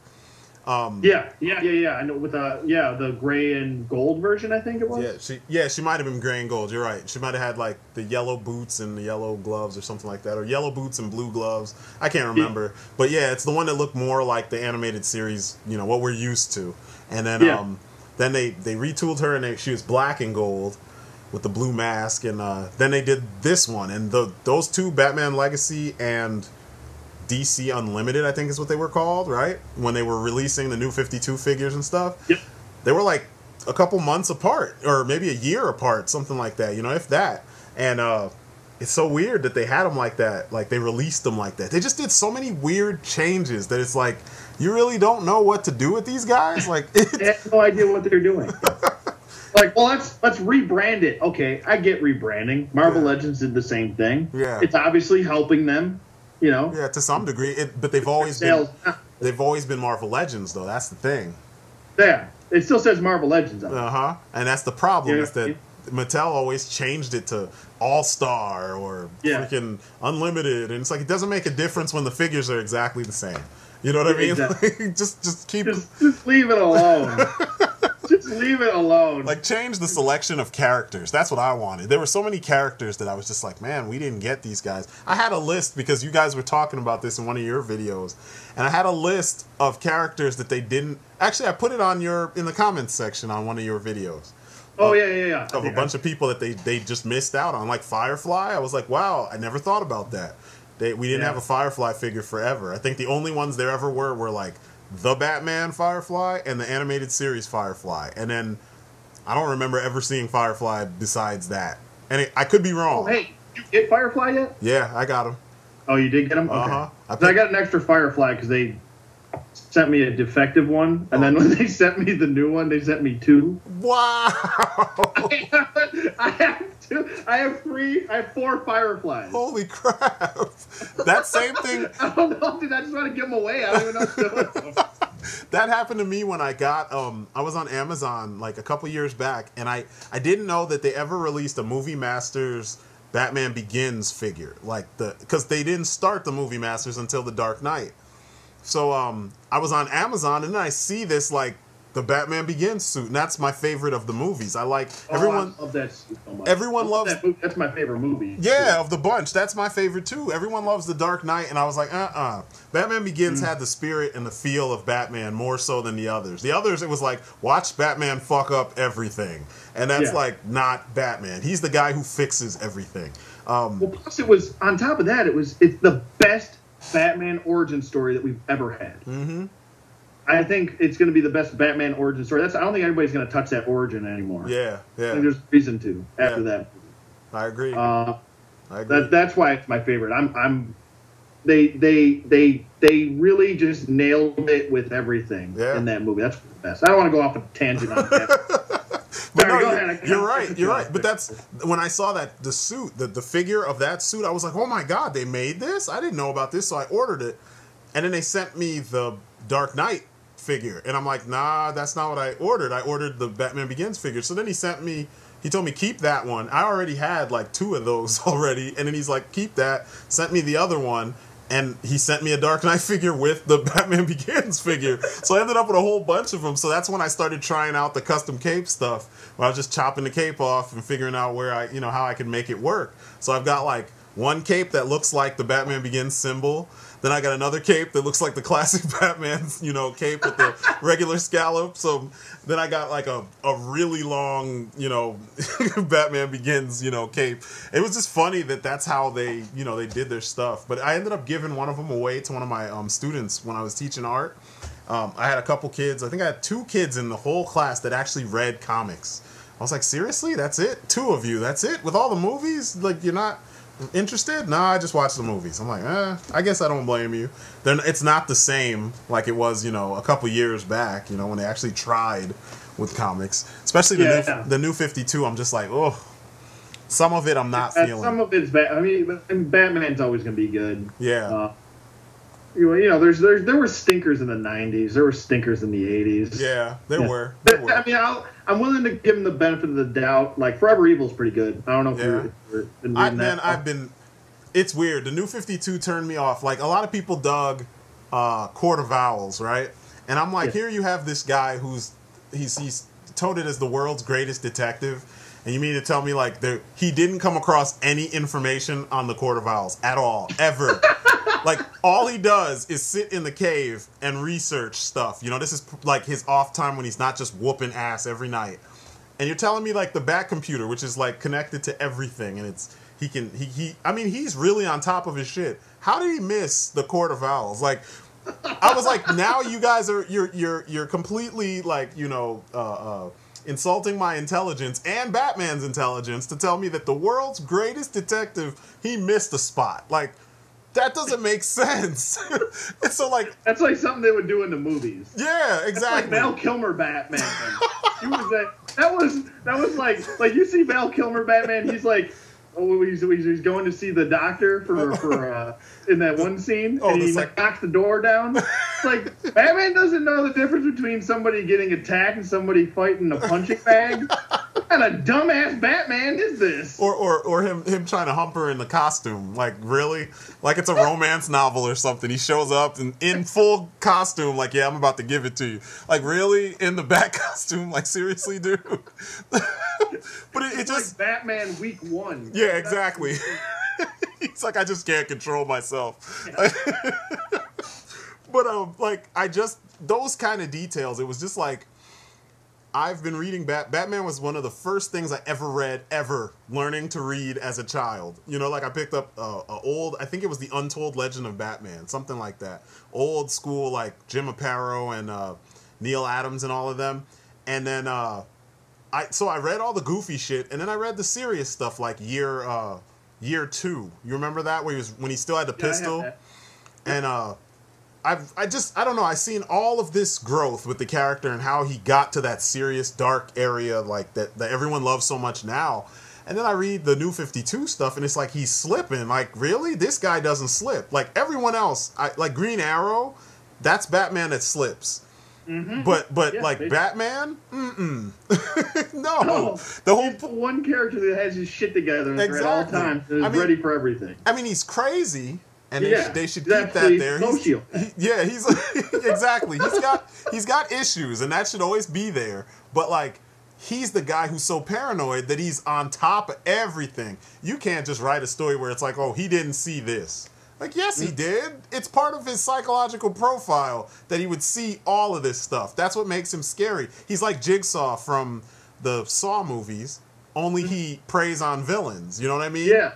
And kill them. And he doesn't kill them. Yeah, he doesn't kill them in horrific ways. Horrific ways. But like, imagine Batman as the Saw character. Oh my god. Let's play a game. Let's play a game. You want to play a game? Play a game. It's called My Fist, Your Face. It's just man, like that kind of stuff. I was like, you almost got it, and then they just like kind of went off on this tangent where he's like, you know, like Damian. I'm so angry about Damian. There's so many little pieces of Damian, his story and his character, that I'm just like, really? Number one, Batman would have had a vasectomy a long time ago. Like, he seems... yeah, they never touched that. He seems like the kind of guy who he would do it himself because he doesn't trust anybody. Like, Alfred, give me the scalpel. He'd be in the I'm cave. gonna do it right here. Master Bruce. That is inappropriate. Or like Alfred just comes down and you see Bruce like crouched down. He's like, what are you doing? Master Bruce, what exactly are you doing? Master Bruce, are you castrating yourself? Don't worry about Alfred, shut up. You're breaking my concentration. But I slipped. Oh. You owe me a testicle. But like, it just seems like, as thorough as this character is, there's these little pieces that, just for the sake of this story, like someone said, wouldn't it be cool if Robin was actually Batman's son? Yeah, it'd be cool. But like, is it like probable? Does it seem like something that would happen? No, like, especially since he went through this when he was 8, I think it was. Why would he put another kid about the same age, 8, 10 years old, in that kind of a world? Like, even though he was an assassin ahead of time, you'd think he would have made it his pet project to like reform the kid, like, you know, keep him away from a world of like violence and stuff. And then if fate just made it happen where he became Robin, I would have been like, okay, that's awesome. But instead it was like, hey kid, put the costume on. Yeah. He like kicked all the other samurai sword, have fun. Yeah, he's like, he kicked all the other Robins out, you know, Dick kicked the other Robins, kicked him out, and it's like, what? And you guys are like cool with this? And I mean, he did look cool, don't get me wrong, and like he's capable, which is cool, but he's also 10, and it's like, wow. Like, if Batman wasn't crazy before, if people didn't think he was crazy before, yeah. After they see a 10-year-old beating ass, but besides Batman, yeah. He's crazy right now. For sure. For sure. And but like, I wish that they treated the character better, because now he turned into another one of those characters where they killed him off just because, you know. It almost felt like his death wasn't really like, I don't know if he's came back by now, but it seems like he hasn't come back. I think they're not gonna, it doesn't feel like they're gonna bring him back, but he feels like I feel like they're gonna bring him back. You think so? I think he's got too much of a following. People love that character. That's true. Yeah, a lot of people do. Yeah, I think they're gonna do some sort of Lazarus Pit thing, kind of like the Jason Todd angle. Maybe he'll come back crazy or whatever. Or maybe he'll come back less crazy. I don't know. What about his clone? Remember, he had that clone that was like grown. That's who. Oh, yeah. What about that? That could be a way to bring him back. Maybe put his subconscious in the clone or something. Yeah, because you remember there's like one of the backup stories in one of the New 52 books was like, and I think it was a New 52 book, I can't remember, but there was a backup story where they showed Damian in like a bat suit with a trench coat, and it was like in the future, so Damian was Batman in some world. He grows up to be Batman, and I'm like, really? Like, that just, and his suit just seemed so corny, but it was like a really screwed up future, like they love to do. And Batman was Batman was like, I don't even know which world I'm watching. Yeah, exactly. Too many worlds. Just one is good. Yeah. It's weird too, because, you know, like, Batman's obsessed with making sure Gotham, if everything else, you know, gets fucked up, Gotham will be under his control, you know? And then he's in this dystopian future where Gotham's all jacked up. I'm like, dude, what have you been doing all this time? Like, did people just forget that he's been protecting this place all this time? Like, I don't know. That's the thing, like, psychology of a villain. Okay? Yeah. Let's think about this. I brought it up with Olivia and Stu Murray. And I was telling them, I was like, hey guys, I'm watching Superman Unbound right now, and I'm like watching the opening scene. You know, I got the helicopter and they kidnap. Why in the hell would you kidnap the one person that you know Superman's coming after? Yep. Why would you do that? He's banging her. Leave her alone. Go get somebody else. Go get a bum off the street or something. Exactly. Go get the police commissioner. I don't care. Exactly. It's not her. Exactly. Her or Jimmy Olsen, leave those. Yeah, I know. Leave them alone completely. Yeah, I was thinking the same thing, and it's funny because the other guys said that too. Like one of the other crooks, he was like, "Did you have to grab her?" Yeah. Hey, dumbass! Anybody else in the building? Will you grab the one? Yeah, that's the sad part. Why even commit a crime in Metropolis? I know, right? You know you're just gonna get your ass kicked. Go to like South Dakota or something where there's no superheroes. You know. Go to New Mexico where there's no superheroes. I know, right? God, yeah, that's true. Yeah, you should be afraid. It's weird too because they don't even write the villains where they all feel like, hey, I want to challenge Superman. Instead, it's like they're just dumb. Like they just don't get it. They're really stupid. Because I know if I was a villain, I wouldn't do half the shit that they're doing. Not even Batman would know what the hell I'm doing. Yeah, you know, it's like, yeah, you'd have to do something way lower profile so you don't get in that kind of trouble. Like freaking be an internet thug or something. I'm identity theft. Yeah, it's weird, man. Batman like comes sitting in my window. I saw that. I saw that. He like rams your head into your keyboard. IRS shit. But like, I don't know. Like it just when I read the New 52, I'm like, man, they're really trying hard to make everyone cool. And I think Jeff Johns is a horrible writer because his idea of edgy and modern is to make everybody a dick. Like, like he took. How do you take Shazam and make him a dick? Like, of all the characters... All the people. Of all the characters, you'd make Shazam a dick. You took Superman, you made him a dick. And then he makes Batman a little bit softer. Like, that makes no sense. No! You just made everybody a dick, but you took the biggest dick in the DC universe... And made him soft. And you made him soft. Like, that makes no sense, you know? And, like, his hatred for Jon Stewart... Like, he wanted to kill Jon Stewart when he started. And I'm like... Seriously? And there was like all this backlash. That's why a lot of people left the book. They were like, yeah, fuck it. If that's what he wants to do, we're not writing it. Because he likes Silver Age characters. So he's been systematically I don't know how he got Dan DiDio on board, but that guy kind of seems... That's another excrement I don't want to do. Yeah, he seems like he's got issues too, but he's turning the modern DCU into the Silver Aged DC universe. Like, he's replacing all those characters. And I'm like, seriously? Like, how do you... Like, the fact that... And this was something I pointed out in the Justice League War review. It's bad enough that you don't even put Jon Stewart in the lineup, but then you make Hal jack Jon Stewart's way of using the ring. You know what I mean? Like, come on, like there was a point where there was like individuality amongst all these lanterns. I mean, isn't it bad enough that every other planet has one Green Lantern per sector?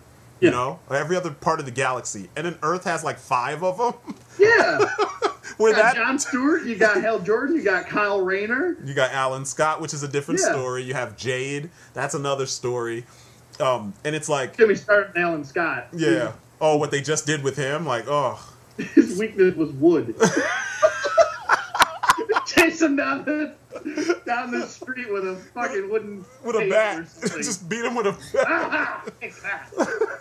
Break your construct with this bat. Blade I ripped off of his tool. Yeah, man, that was a whole different story altogether. But yeah, man, it's like I don't know. His logic is just terrible. I'm like, how do you rewrite these characters like this? Like, I almost was feeling what he was doing during Blackest Night, because I was like, I like the fact that he was going into all these other dimensions and pulling the dead versions of all these heroes and bringing them in with Necron and stuff. And I remembered Necron from back in the day. I was like, oh shit, it's an old character that they haven't used in so long. Like, oh cool, you know? And then then he just started this weird, I don't know what it is he's shaping the DC universe into, and it's just not working, in my opinion. It feels like he's disrespecting almost 100 years worth of continuity and character development. I mean, like, for instance, the whole New 52, they've been around, superheroes have existed for like 5 years. So in their continuity, they said the death and return of Superman is all still canon. I was like, what? What? Huh? It can't be, because like you explain a whole different origin and everything. How could it be? Like, when did it happen? And why isn't it a big deal? And like, how come no one's talking about this stuff? Like, rebooting, starting from scratch. It's just weird. Like, are you starting from scratch from an alternate universe, or is this like starting from scratch? Yeah, exactly. Like nothing. They're trying to say that Year zero, everybody. They're saying it was nothing before 5 years ago. I was like, that makes no sense, because like even Batman, like you're trying to say Batman just started doing this 5 years ago. There's no history, no nothing. Because if that's the case, then it explains why he missed all this shit. You know what I mean? Like, because like it's 5 years. Well, what was it? They did that with what was it? Detective Comics 27, the 1939 issue, the first appearance of Batman. They redid that, and they nudged at it with the artwork for the cover. Yeah, where he's dragging that dude. So I mean, I guess they are going from scratch. Yeah. In that perspective, but there's a lot of moves that I just don't understand what they're doing, and like a lot of decisions. Like, if you're gonna kill off, like going back to Damian for a second, if you're gonna kill off Damian, you don't want Batman to have a Robin, right? Yeah. Why the hell did you just give him a new sidekick? Yeah. They just gave him Harper Row as a sidekick. Yep. Why the hell did you just do that? Why didn't you just keep Damian around? Or like, why even have Robins to begin with? Like, like they had Red Robin, which I don't know if they've only been around for 5 years.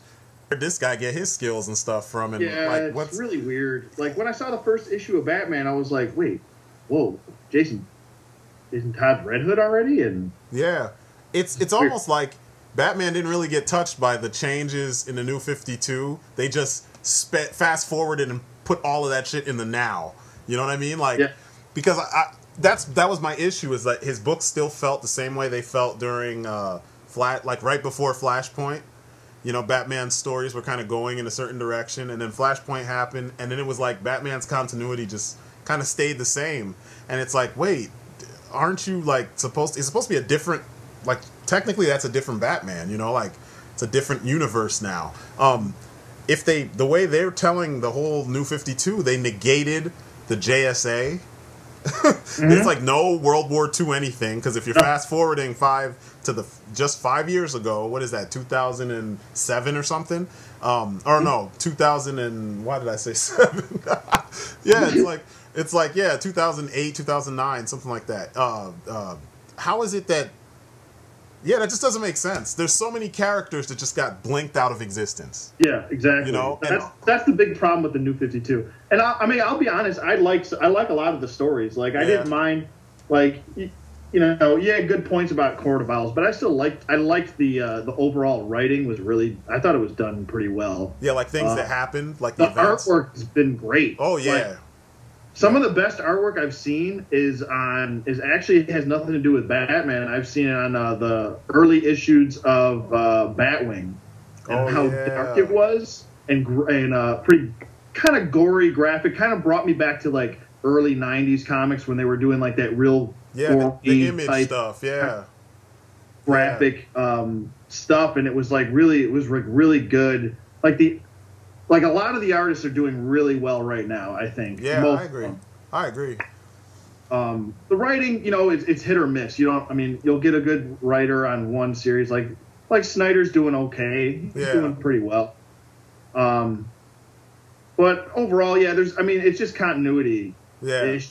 With the New 52, that's the biggest problem. They effed it up, and there's no turning back now. They got to go with it. Yep. They know they messed it up. Exactly. They just got to go with it. And that's another thing. Why didn't back to like the Mattel? Why not have like how they did this multiverse line with the little guys, with the 3 3/4 inch guys?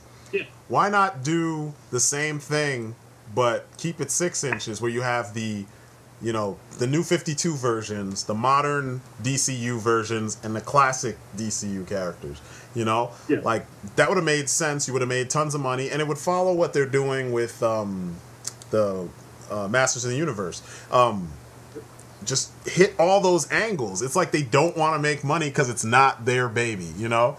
And then you look at... Like, hit all those angles, but also, if you're going to give me a 3 3/4 inch of one character, make sure I get the exact same character in 6 inch. Exactly. And it's weird because... characters like Miss Martian that I didn't get, that was 3 3/4 inch. There was Rachel Ghoul that was in the Young Justice version that I wanted in that 6 inch. And then we got that crappy version later on in the... the signature version? The one that's wearing Sandman's suit and shit? Like... God, I made a better custom than they did. Yeah, like, I know. I had a better custom than they did. It's true. It's true. I was saying this when I saw it. I was like, man, how did they mess that up? And then we move over to the DC collectibles, and they're doing like amazing stuff with like Arkham City and Arkham Origins, and you know, all their lines just seem to be working. Like they're hitting every single note, and they're not as big of a company as Mattel. You know what I mean? And the paint is better. I mean, there's so much paint on all these characters. Granted, they're $24 or $19.99 or whatever, but still, like, that exists. You know what I'm saying? And somehow they can do all that, but Mattel can't. Like, it doesn't make sense.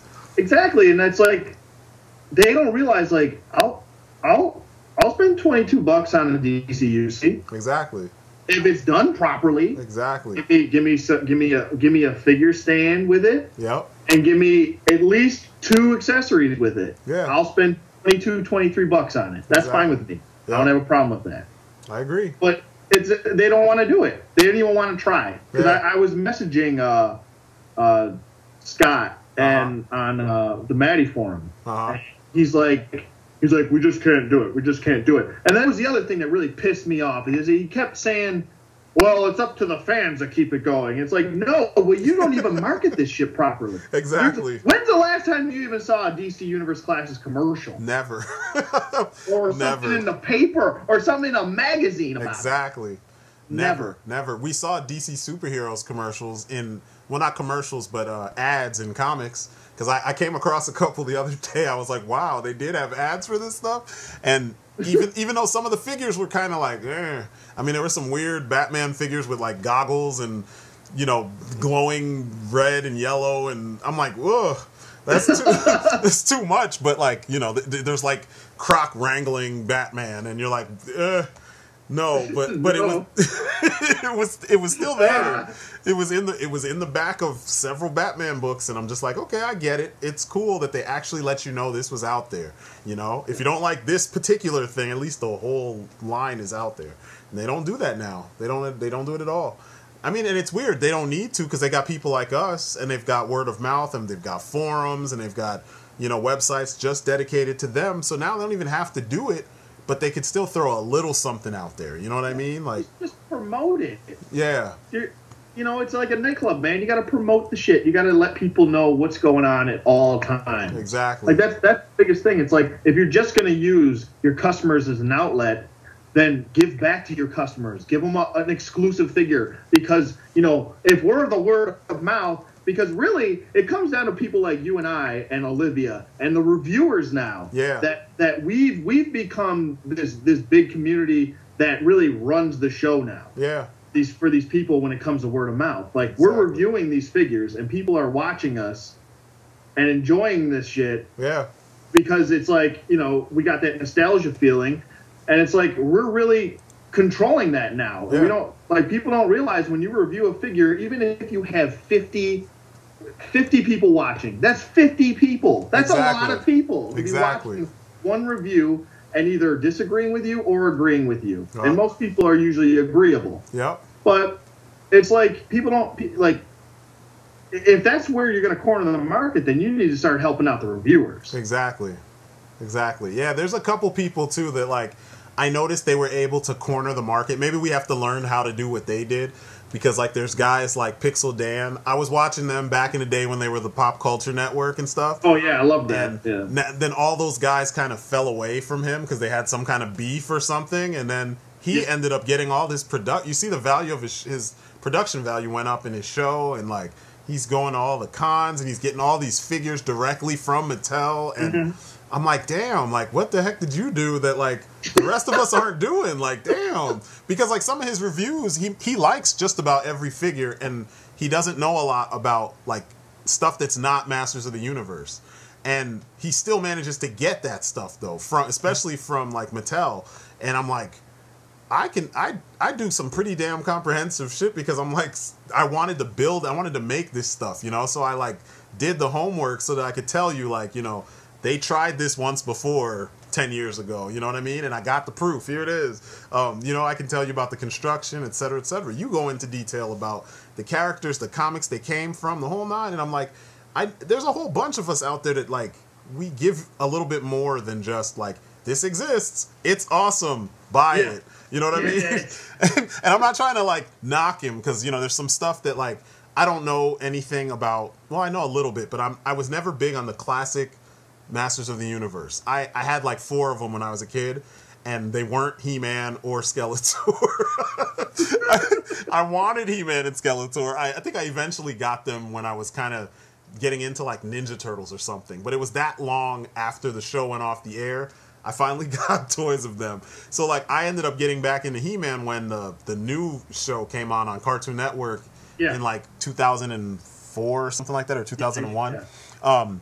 So I have a lot of those guys. And I did a video where I was talking about how I don't get how people just say that the new shit's whack because it's new, and the old shit is awesome because it's the old shit. And I'm like, I guarantee you this shit. The old shit is not that awesome. No, I mean, I tried to go back and watch that stuff, and I'm just like, I mean, it was so like, oh man, it was bad. Yeah, it was bad. It was so non-violent. Like old G.I. Joe. Like if you watched old G.I. Joe and compared it to the later years, it was like the later years were almost unwatchable. Yeah. And then you watch the old stuff, and it's like, okay, this is much. This is one case where a rare case where the original is better. Much better. Yeah, they were actually using military speak. They actually had like a pretty clear focus, even if like Cobra's plan was just stupid, like insane. At least when the Joes tackled it, they tackled it kind of pretty direct and kind of. They felt like a military team. I mean, sometimes. Yeah. The fact that they would opt to punch things and not shoot things sometimes, you're like, just blow it up from far away. But no, they would, you know, they'd get in there and start boxing with them. What are you doing, Lady Jane? I'm karate chopping the shit out of people. But yeah, you know what I'm saying? Like, I get why they did it, and at least it felt, you're right, it felt more, it was watchable and it was fun. Whereas the new stuff, I'm like, who wrote this garbage? Like, I mean, it was even animated bad. The character models, like, the designs were just bad. I mean, some figures looked way better than their TV counterpart. Whereas, like, in old G.I. Joe, like, they always looked cool. Most of the time, they looked cool. And sometimes cooler than the figure we got. Because the figures were kind of pudgy. The old ones. Yeah. So it was like I was eating some cheeseburgers back with those figures. Exactly. Like I have the classic Quick Kick. And he was always one of my favorite dudes. But man, his figure was kind of tubby. I'm like, whoa. Especially... This is Quick Kick in reality if he went on a food binge for about 3 months. He was on a McDonald's diet only. I know, right?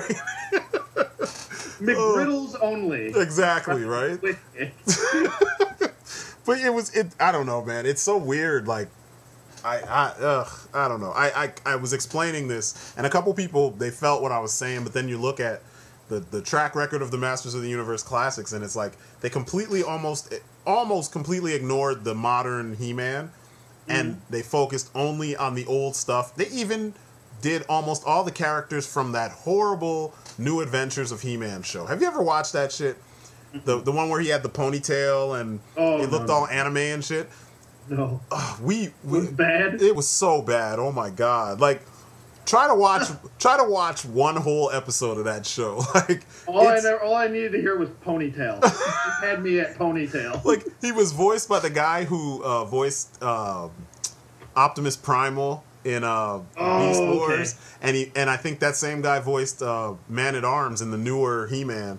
And oh man, it looked like it looked almost like a religious cartoon. Like Like, you know those like those like Bible cartoons where it's like kind of anime and it's it had that kind of look to it, and I'm like, man, this stuff is horrible. I mean, like, he gets zapped away from Eternia to this planet called Primus, and everything is different, and the characters all look like I said, they all look like they hang out with Moses or something. Like, they're all wearing robes, and guys have long beards, and like, it just doesn't look anything like what Masters of the Universe is. It almost feels like it was a different cartoon, and they just renamed it He-Man because there was a powerful guy with a sword in the story, you know? And like, Adam was a grown man practically, and then when he turned into He-Man, he looked the same except he had muscles, and you're like bigger, a little bit bigger muscles, and it just didn't look right. It was like, but then it's like, if you're gonna put him on another planet, then make it completely opposite. Don't make it the same as Eternia. Yeah, it was just make it futuristic or something. Put him out of his element. Well, that's what they did. They kind of put him out of his element, but when you see what they do, that's quote unquote out of the element. It's just it's so poorly done. It's like, man, I could send you the whole series because my wife picked it up for our son. Before, she didn't know anything about it, so she just saw He-Man, and she picked it up. We were at, like, one of these bookstores, and they had it for really cheap. So we got the whole series. It's like it's like 5 or 6 volumes of oh, God, it was so bad. I mean, like, the best thing about the show is probably the intro animation, because that's where they go off, and it's, like, all really cool 90s, or I think it was early 90s, late 80s animation, you know, where they tried in the intro. Yeah. And then the rest of the show is just so bad. It's piss poor, man. But they... I don't like the beginning of Batman 66. Like, nice cartoon intro, and then it's like, what the fuck is this? Why is Batman out of shape? Yeah, exactly. Oh, he looks like my dad. Yeah, exactly. Batman looks like my dad. Why does Batman look like my dad? Dad, are you Batman? I'm looking at my dad now like he's weird. But yeah, it's that feeling, man. It's just weird, and they acknowledge that shit. It's like if Hasbro was to make figures that were screen accurate to the bad portion of G.I. Joe, like pudgy looking and weird and stuff, and then charge you $10 for those figures. That's like what Mattel did with these Masters of the Universe, except they made them look cool. And I'm like, what? Really? Like, how does that work? And then here you have DC, and it's like, there's all these characters and all this history that's been proven, and you just ignore that shit, and you focus on, like, what you felt like focusing on. Giving us the same Batman 50 times in rotation, you know? Giving us the same couple rogues over and over and over. That's kind of what my issue was. This is a whole different thing, but it has to do with Batman, with Arkham Origins.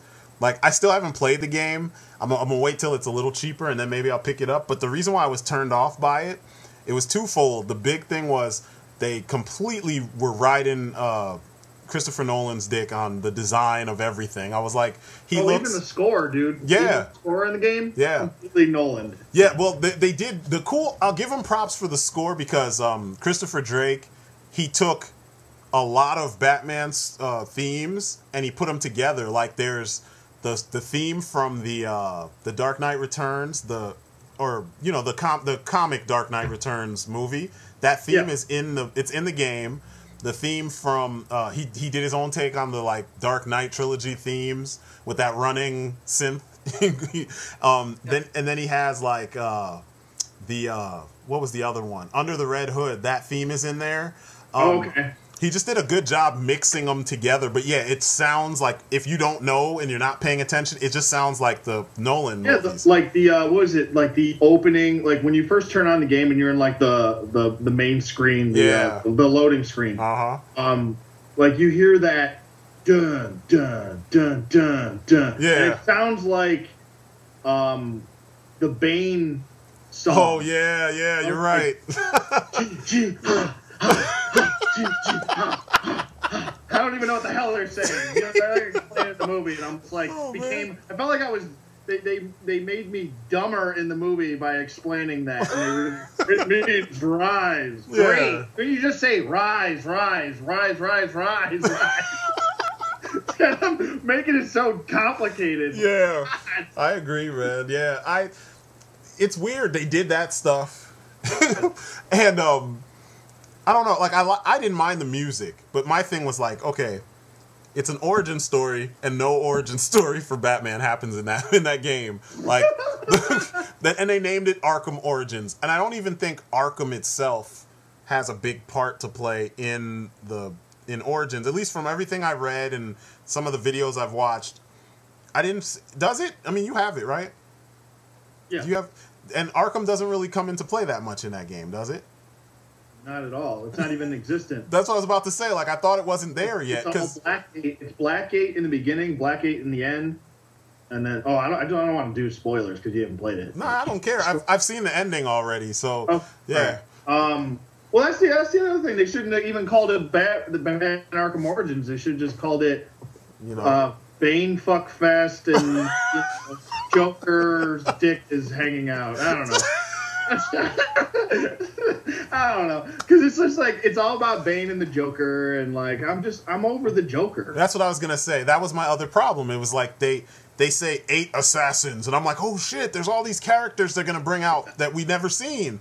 Or I was like, holy shit, Black Mask, my favorite goddamn villain. Yeah, and all time, and it's the Joker. Be headlining in this fucking video game, and what do they do? It's the Joker.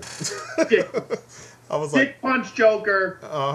I was angry about that. I was like, why? And then so many people, granted, that gameplay that they already kind of built this on was good. You know, I'm not going to diss all that, but it's like you took this cool new vehicle for Batman, and then you turned it into a recycling of the same things that we knew already worked, and you didn't explore anything new. Like the premise, that premise is amazing. Like, all these, the bounty on Batman's head, and then all these assassins just start coming out of nowhere to kill him. Yep. I would watch a movie of that. Shit, I'd try and make that movie. Like, that sounds amazing. I'm surprised no one's made that movie. That's the simplest premise for the most balls-to-the-wall, awesome Batman movie ever.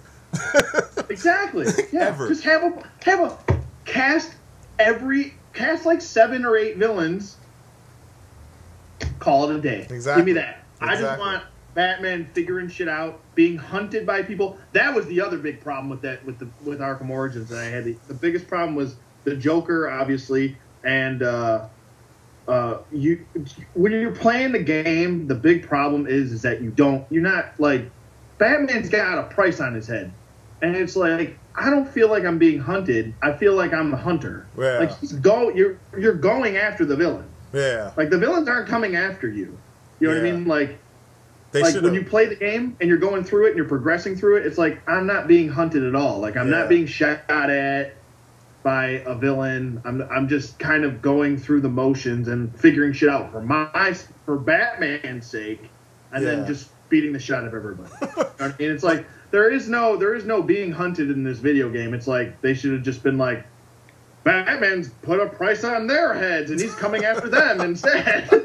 Yeah, I know what you mean. Like, they didn't write anything. Like, I only played a handful of, what missions did I play? I played the demo when it first came out, with the whole, you getting to use the footage that they showed the first time, where you use the super futuristic old school detective mode with the recreating the crime scene, and you're like seeing into the future and the past, and I'm like, what the fuck? Like, Batman can do that? Like, his cowl he can recreate the whole entire crime scene? Like, what? That doesn't even seem fair.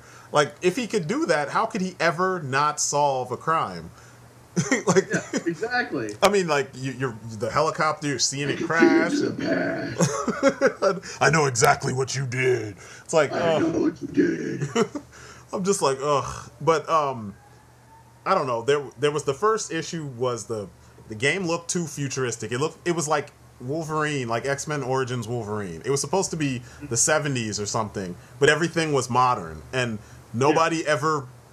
Whenever they talk about the movie, no one mentioned this. Like, Wolverine should have had a mullet, and like there should have been more bell bottoms, and it would have been awesome if that's what it was. But no, they didn't feel the need to do that. They had to make it modern, and just, you're supposed to believe it because they told you. So then I look at Arkham Origins, and I'm like, damn, that suit looks cool, but something about it does not look old. I guess if you compare it to the new suit, the way the new suit was molded, So all the armor was like built into the suit.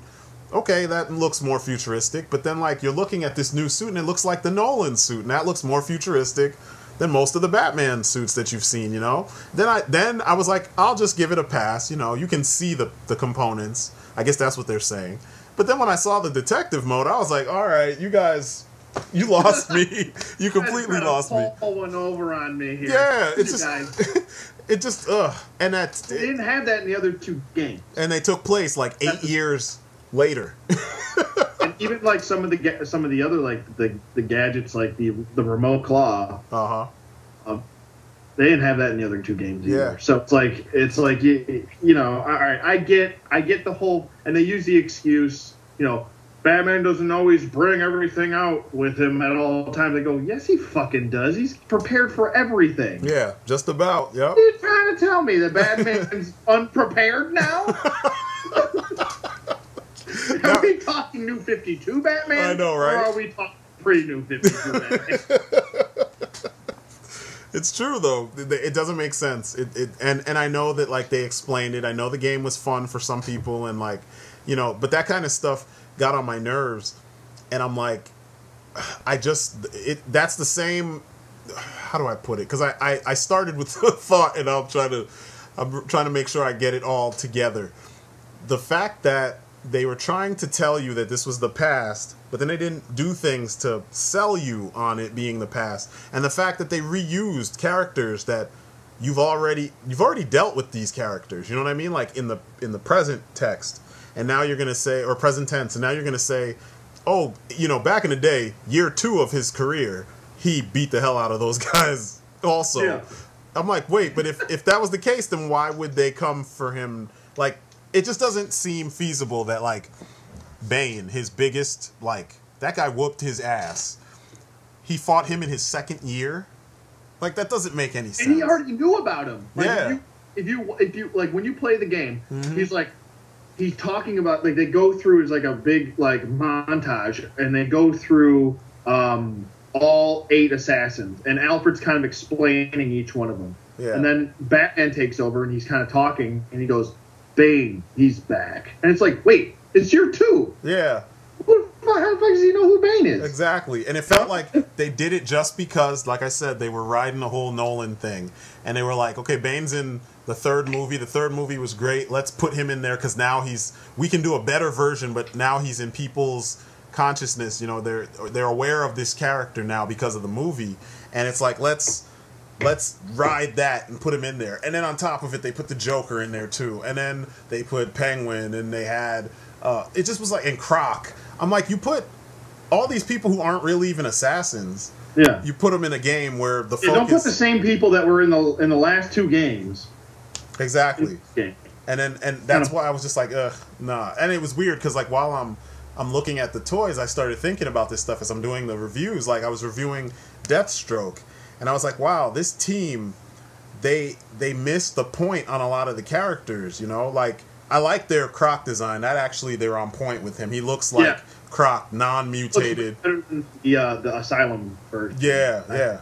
Way better. The Asylum version looked like some demon. He just didn't look like a mutated, you know, Croc person. But, like, Deathstroke. Deathstroke is like Captain America, right? He's a super soldier. When you look at Captain America, he's not covered from head to toe in a shitload of armor because he's so good he doesn't need all that shit. Not only that, he's got a fucking healing factor. Yeah, he heals. Why does Deathstroke need any armor? Exactly. Healing factor. And I looked at the it's toy. Not like Wolverine's healing factor, but it's still a healing factor. Exactly. And it's not to say that he wouldn't have something.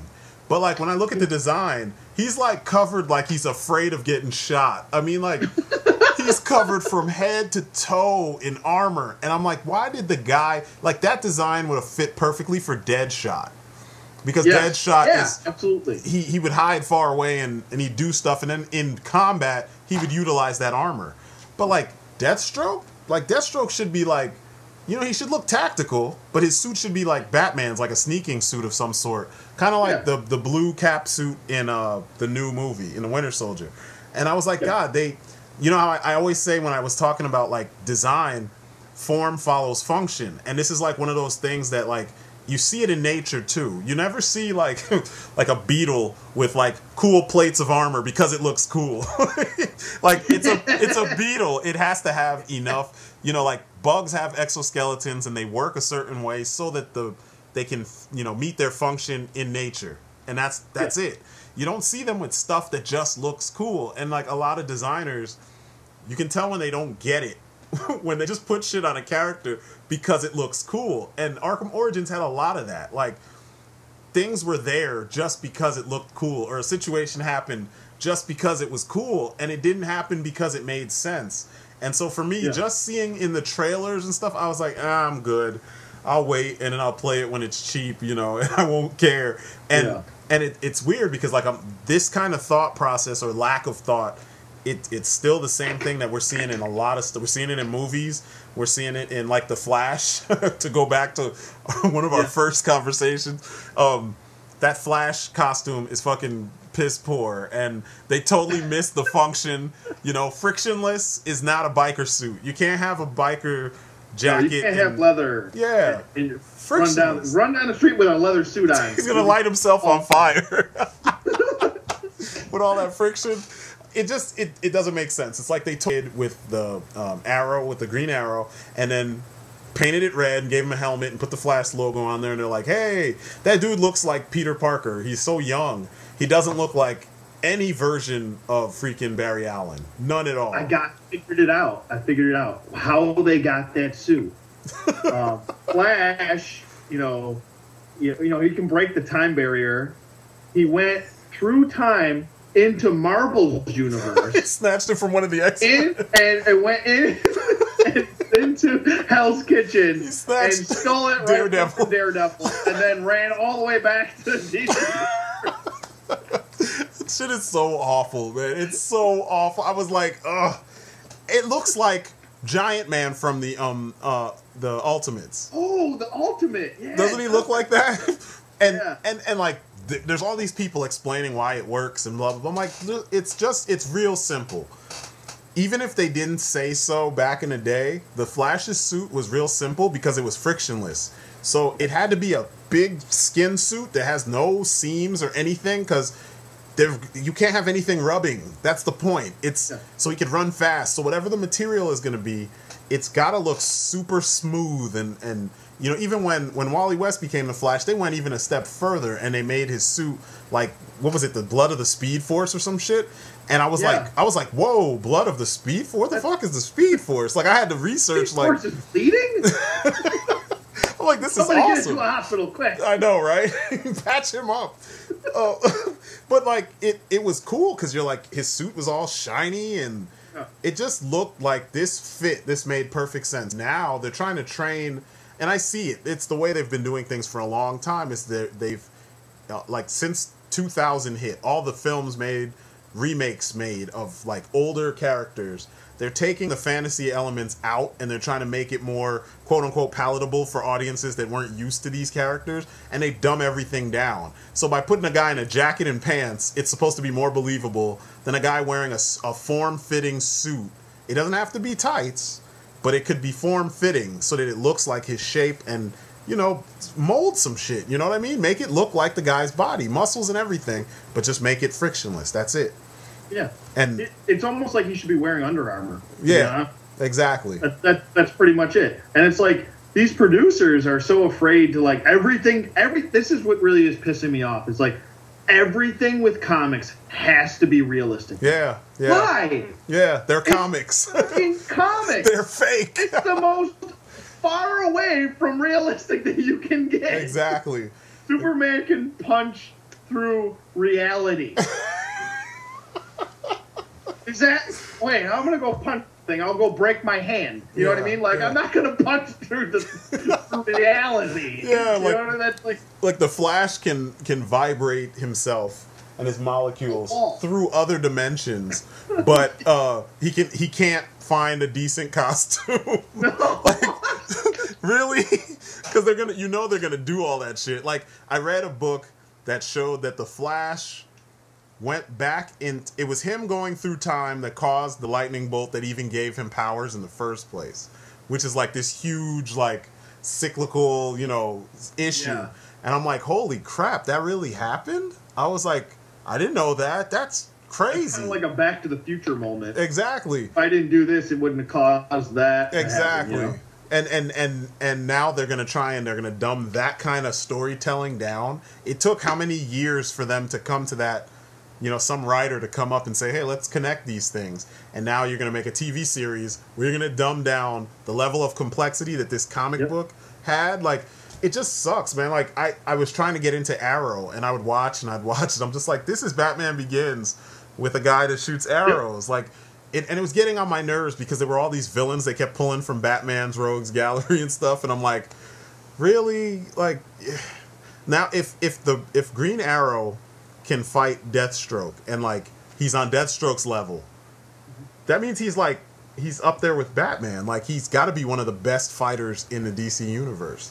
But like in the DC universe, like the one we've been reading, he's not even in the top 10 best fighters in the DC universe. He gets his ass whooped. He's like Jackie Chan, kind of. Like, he's good, but he'll get his ass kicked by other fighters. And that's part of the fun of watching Ollie do what he does, is like, he's good. You know, he'll do his best to try and come through, but it's not going to be perfect. He's not polished like Batman. He'll get the job done, but it'll be sloppy as hell. Yeah.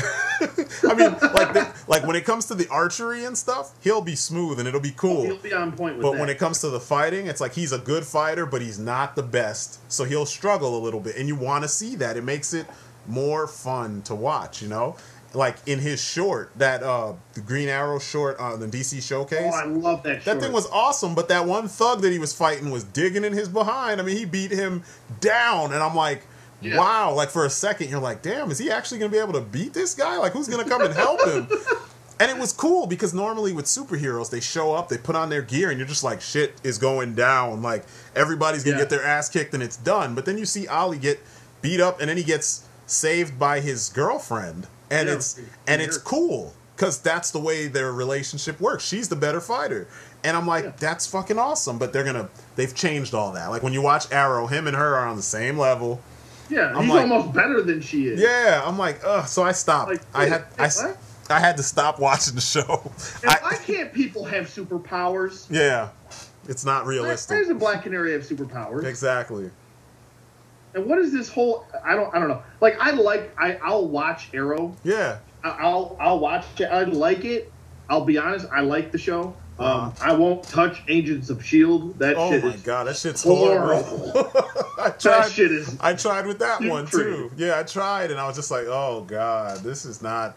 It's so boring, and I could care less about the main characters. That's my problem. I don't care. Like, if you're gonna look at Arrow and then you look at Agents of S.H.I.E.L.D., it's like, okay, Green Arrow, Oliver Queen, okay? Agent Coulson. It's no comparison at all. Not even close. None whatsoever. None whatsoever. Yeah, you're right. I didn't care. Like, it was weird. I watched the first 3 episodes of Agents of S.H.I.E.L.D., and then I realized that it's like this boring freak of the week kind of approach. And I was like, and even some episodes don't even have a freak. It's just some kind of situation, and it's always tied to Coulson because he has to be the main character. And like, I know that they have other, focuses, but it seems like somehow in the end there's always this, because they have to answer, how the hell is Coulson still here? So like every episode in the early ones were just like, at the end, let's come back to Coulson. Let's show how cool Coulson is. It's like we don't know how to end this episode. Let's just go back to Coulson. And it just was boring. I'm like, oh man. Yeah, I wanted to like Agents of S.H.I.E.L.D. because I actually like Coulson. He was cool in the Avengers, but I think it was one of those things where you had these different levels of coolness. So like, he was cool because he was standing next to those levels of coolness, But by himself, I don't think he's cool enough to carry this whole thing, By himself. Yeah. Stand by himself. It's like, why don't you just give me a TV show then? Give me a TV show. Exactly. Give me unlimited resources with weird guns and people that nobody cares about behind me, Shoot, hey, we could work together and I could design some villains and cool shit for us to deal with. It'd be awesome. it's so weird, man. It's like the producers just don't get it. And I don't understand how, like, even I've seen like little previews with Agents of S.H.I.E.L.D. because it, strangely enough, like a couple days ago, I actually was on ABC.com because I was going to watch. And I ended up doing something else. I just wasn't compelled to do it. But like, I saw they have like a version of Deathlock who doesn't look anything like Deathlock. So no, so like if you if you tune in and you're a Marvel fan, you're gonna be like, yeah, who the fuck is that guy? Like, why is it so difficult? Like, Deathlock had a look that was begging for someone to recreate it in like film form, you know, like on film. And somehow they dumb that down because audiences just they can get the Predator, they can get Jason Voorhees, they can get Freddy fucking Krueger, but they can't get Deathlock. You know, superheroes are just too weird. We can get Chucky, but you can't get like you can't get, I don't know, Daredevil in a bright red costume or fucking because it's not realistic. Yeah, it's just the logic just hurts my feelings. You know, like. You think of all the horror movies out there where they go way batshit insane with the design of the monster or the killer or the whatever. And then here's superheroes. They're like the guys that are supposed to make us kind of want to be like, we could be more than what we are if, you know, if possible. And they're kind of giving us an example, you know? And they're like, yeah, no, that's too bright. Let's mute everything. Everything has to be almost black. Everything. We got to make everybody morose and depressed and vengeance crazed, and like, it's just, I don't know, it's getting tired to a point where it's like, as a fan of comics, seeing them in that medium where I used to love seeing the movie versions of, you know, like different superheroes and stuff, because like it seemed like back in the day people gave a shit more than now, because there wasn't like a formula yet, you know, like Batman didn't look the same as the Ninja Turtles, you know. Ninja Turtles, it had darkness to it, but the characters were light. You know, so you kind of were like, shit, I can appreciate this in a different way than I appreciate Batman, you know? Then the Flash TV show, it had some of the same elements that Batman had, but the Flash himself was this bright, awesome, cool character that was a lot more lighthearted than Batman, you know?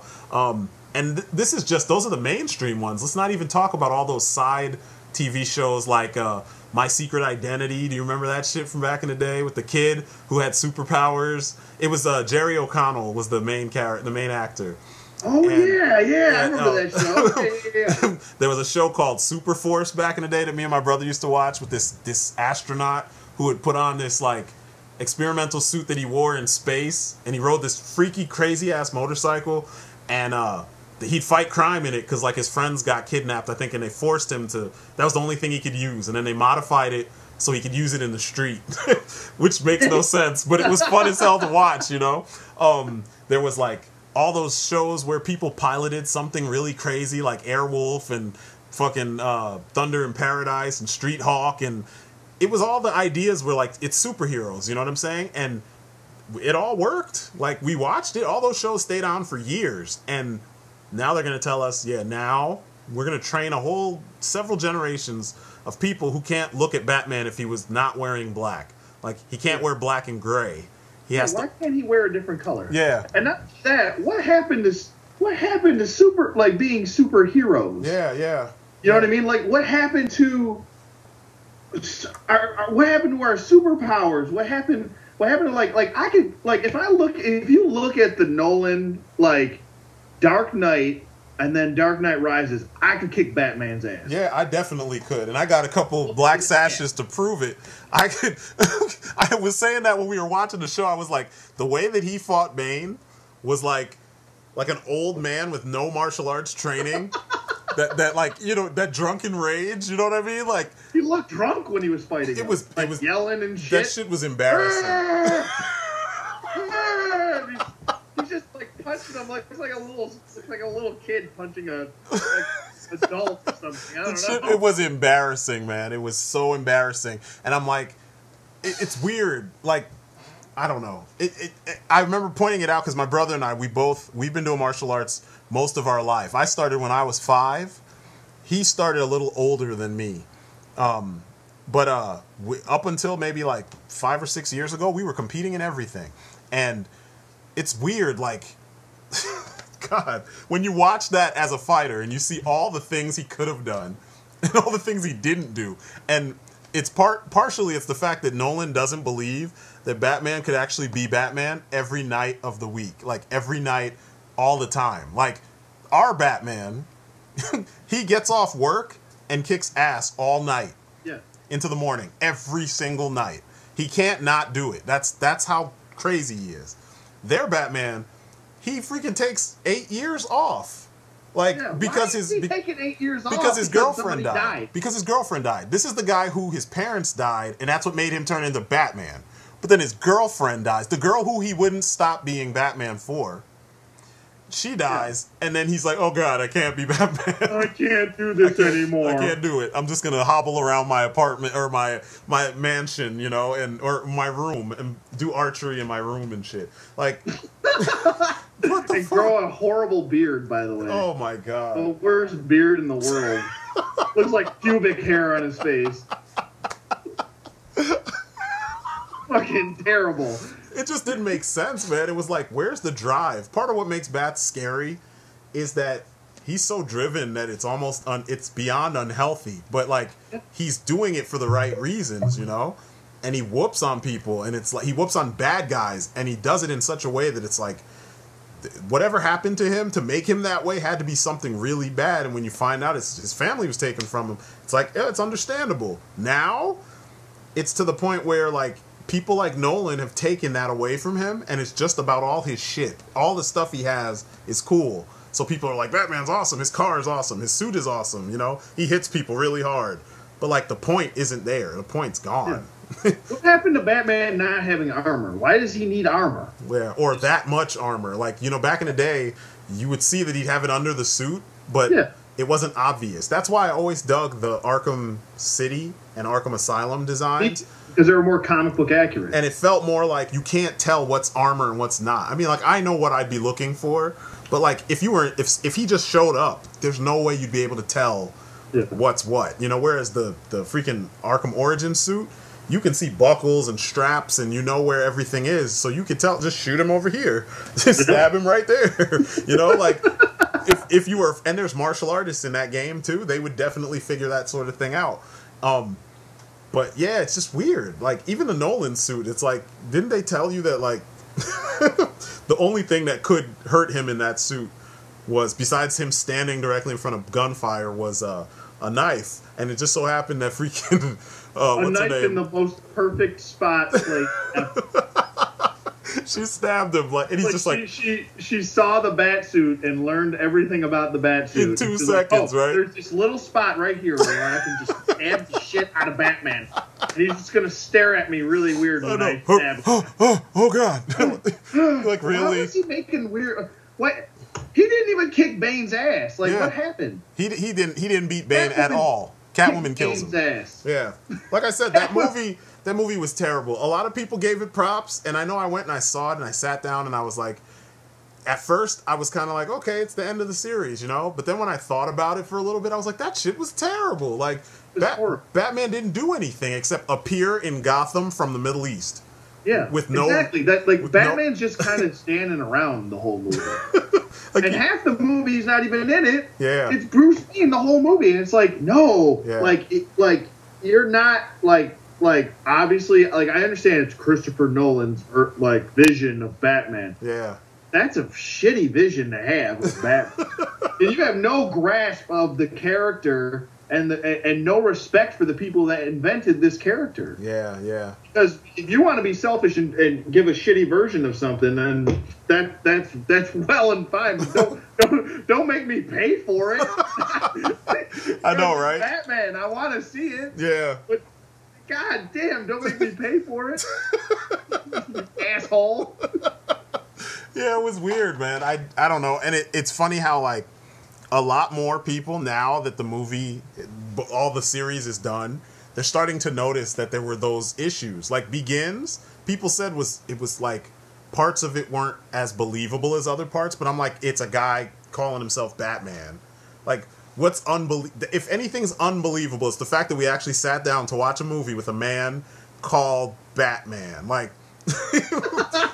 If you want to be that logical, that's the weird part. We actually went and paid money to watch a movie about a guy who his parents got murdered. He decided to put on a bat costume. Like, that's weird. But when you see what they did with it, based on the comics that we all have already read and stuff, that one felt more like it could combine. It could, like, he could grow up to be the Michael Keaton style, scary ass Batman that's in that crazy looking Gotham where people are like, the bat's gonna get you, motherfucker. Like, yeah. Like, dude, don't do that shit because the bat got that guy and he's gonna get you too. That I could see, because when I first saw Batman Begins, I was like, damn, how do you go from the Tumbler to the Batmobile? I remember, because they were saying it was like a past. Yeah, that was going to be a standalone. That was like there wasn't supposed to be 2 more films, and then he got okayed for 2 more films. Exactly. Okay, you did really good with this. I know, make more money for us. Yeah, go do that. Good job. But yeah, like, in my mind, I always saw it like, and it's the way I even have them in my collection. I have like the Begins comes first. I have the Dark Knight, and then I have Begins, then I have the '89 flick and Returns. And I always imagine like Begins, if in some weird kind of way, like if you could pretend Begins was how he started, which is why the suit outwardly looks like armor. The Tumbler looks like a military vehicle. It doesn't quite look like Batman yet, you know, because this is how he started. So then he gets out there, he does what he's doing. People now know who he is. He's been practicing, he gets better. And as the series goes along, it's less you can figure out where his shit came from, and more it's all customized for him.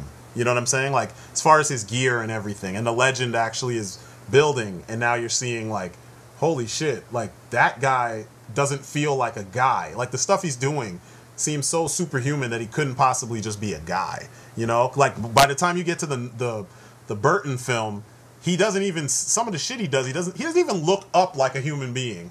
He's like, his neck is all stiff, and he like looks, his whole body looks up, and he turns his whole body, but he still beats the shit out of people, and you're just like, God, like, I mean, he not only beats the shit out of them, kills them, kills motherfuckers. Yeah, it's like, he set somebody on fire in return. That was so awesome. An entire factory. Yeah. He didn't even do it while he was in the car. Yeah. Like, he's vicious, and it's like, to me, he like, had guns in those movies. Exactly. I mean, he has guns in Begins. Well, in Begins, he didn't shoot people, but everything he has in the Nolan trilogy has guns on it. From his freaking grapple gun, it looks like a freaking pistol. I'm like, this guy hates guns, and you put guns on everything. Yeah. The whole basis and reason why he hates guns is because his parents were shot by one. He's like, no guns. Yeah. And the only time he ever even references no guns is in Dark Knight Rises when Catwoman's about to shoot somebody. He goes, no gun. She's like, what's the fun in that? Shut up. Yeah. Don't get me started on Catwoman either. Yeah. But I'll give her this, as annoying as it was, that they had the nerve in a movie where the main character is Batman. They had the nerve not to call her Catwoman, but she was the more interesting person in the movie. Oh yeah, she was way more interesting than he was. I mean, there were so many little stupid things with how they handled her, because Nolan was being real pretentious when it came to her, but I don't know. You know, in comparison to Batman, she was way more interesting. But yeah, man, we could go on forever about Nolan's trilogy, man. I can see, because people give him too much credit, because now, because of him, that's why Man of Steel wasn't completely the Superman movie that, like, we deserved. It wasn't quite what people were expecting. Like, people wanted the Superman that's like saving everybody and it's showing everybody the better way, but they didn't want to think about how he got to that point. Instead, we got the movie focused on how he got to that point. And it's not the Superman that you needed. It's the Superman that you deserve. I know, right? And it's crazy because, like, man, so many people are dissing the hell out of that flick, and it's not that bad. It's not that bad. It's not that bad. Superman has killed people before. I got news for all these people that are like, Superman killed. Why you can't do that? Yes, he has lobotomized people before. Yeah, exactly. If that's not morally incorrect, then I don't know what is. Yeah, and they have to think about the situation too. Like, everyone ignores the situation. Like, okay, Soup's killed. What's his name? But how many people did Zod kill? Like, Zod was literally just going out of his way. Like, I don't care. Smack. The entire Earth. Yeah, he like just terraforming the couple spots that the two areas. The Oh, he wasn't terraforming. He was dubstepping.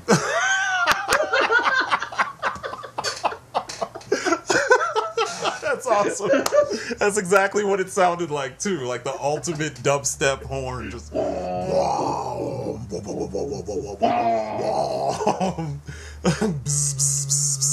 wow, wow. Yeah, it was definitely wow. That's awesome. Wow. I mean, I'm surprised people just missed that. I mean, there were people in vehicles driving, and then that thing touched down, and they're dead. Then it's pancaking the fuck out of like the area, and there's people in the vehicles in the air getting smashed into the ground, and then everybody's like, Superman smashed that guy's neck. Really? Like, oh dear God! Really? Superman ruined an IHOP. He would never do that. Shut up. Who cares about an IHOP? God is killing everyone on Earth. That's what I'm saying. Like, you people.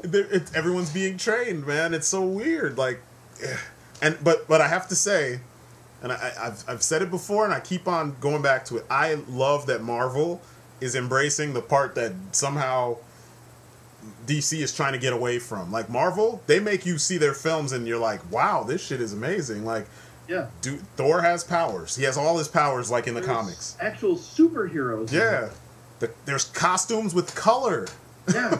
and their people don't do everything within the realm of reality. I mean, shit, we've already seen other dimensions. We've seen aliens. We've had like stories that are really crazy out there. Then we have stories that were more grounded. We've had military focused stories. I mean, they've done the damn thing to the point where it's like, this feels like comics, like the way that comics are supposed to be, you know? Like, I just can't wait till Marvel can like reabsorb Spider-Man back into their movies.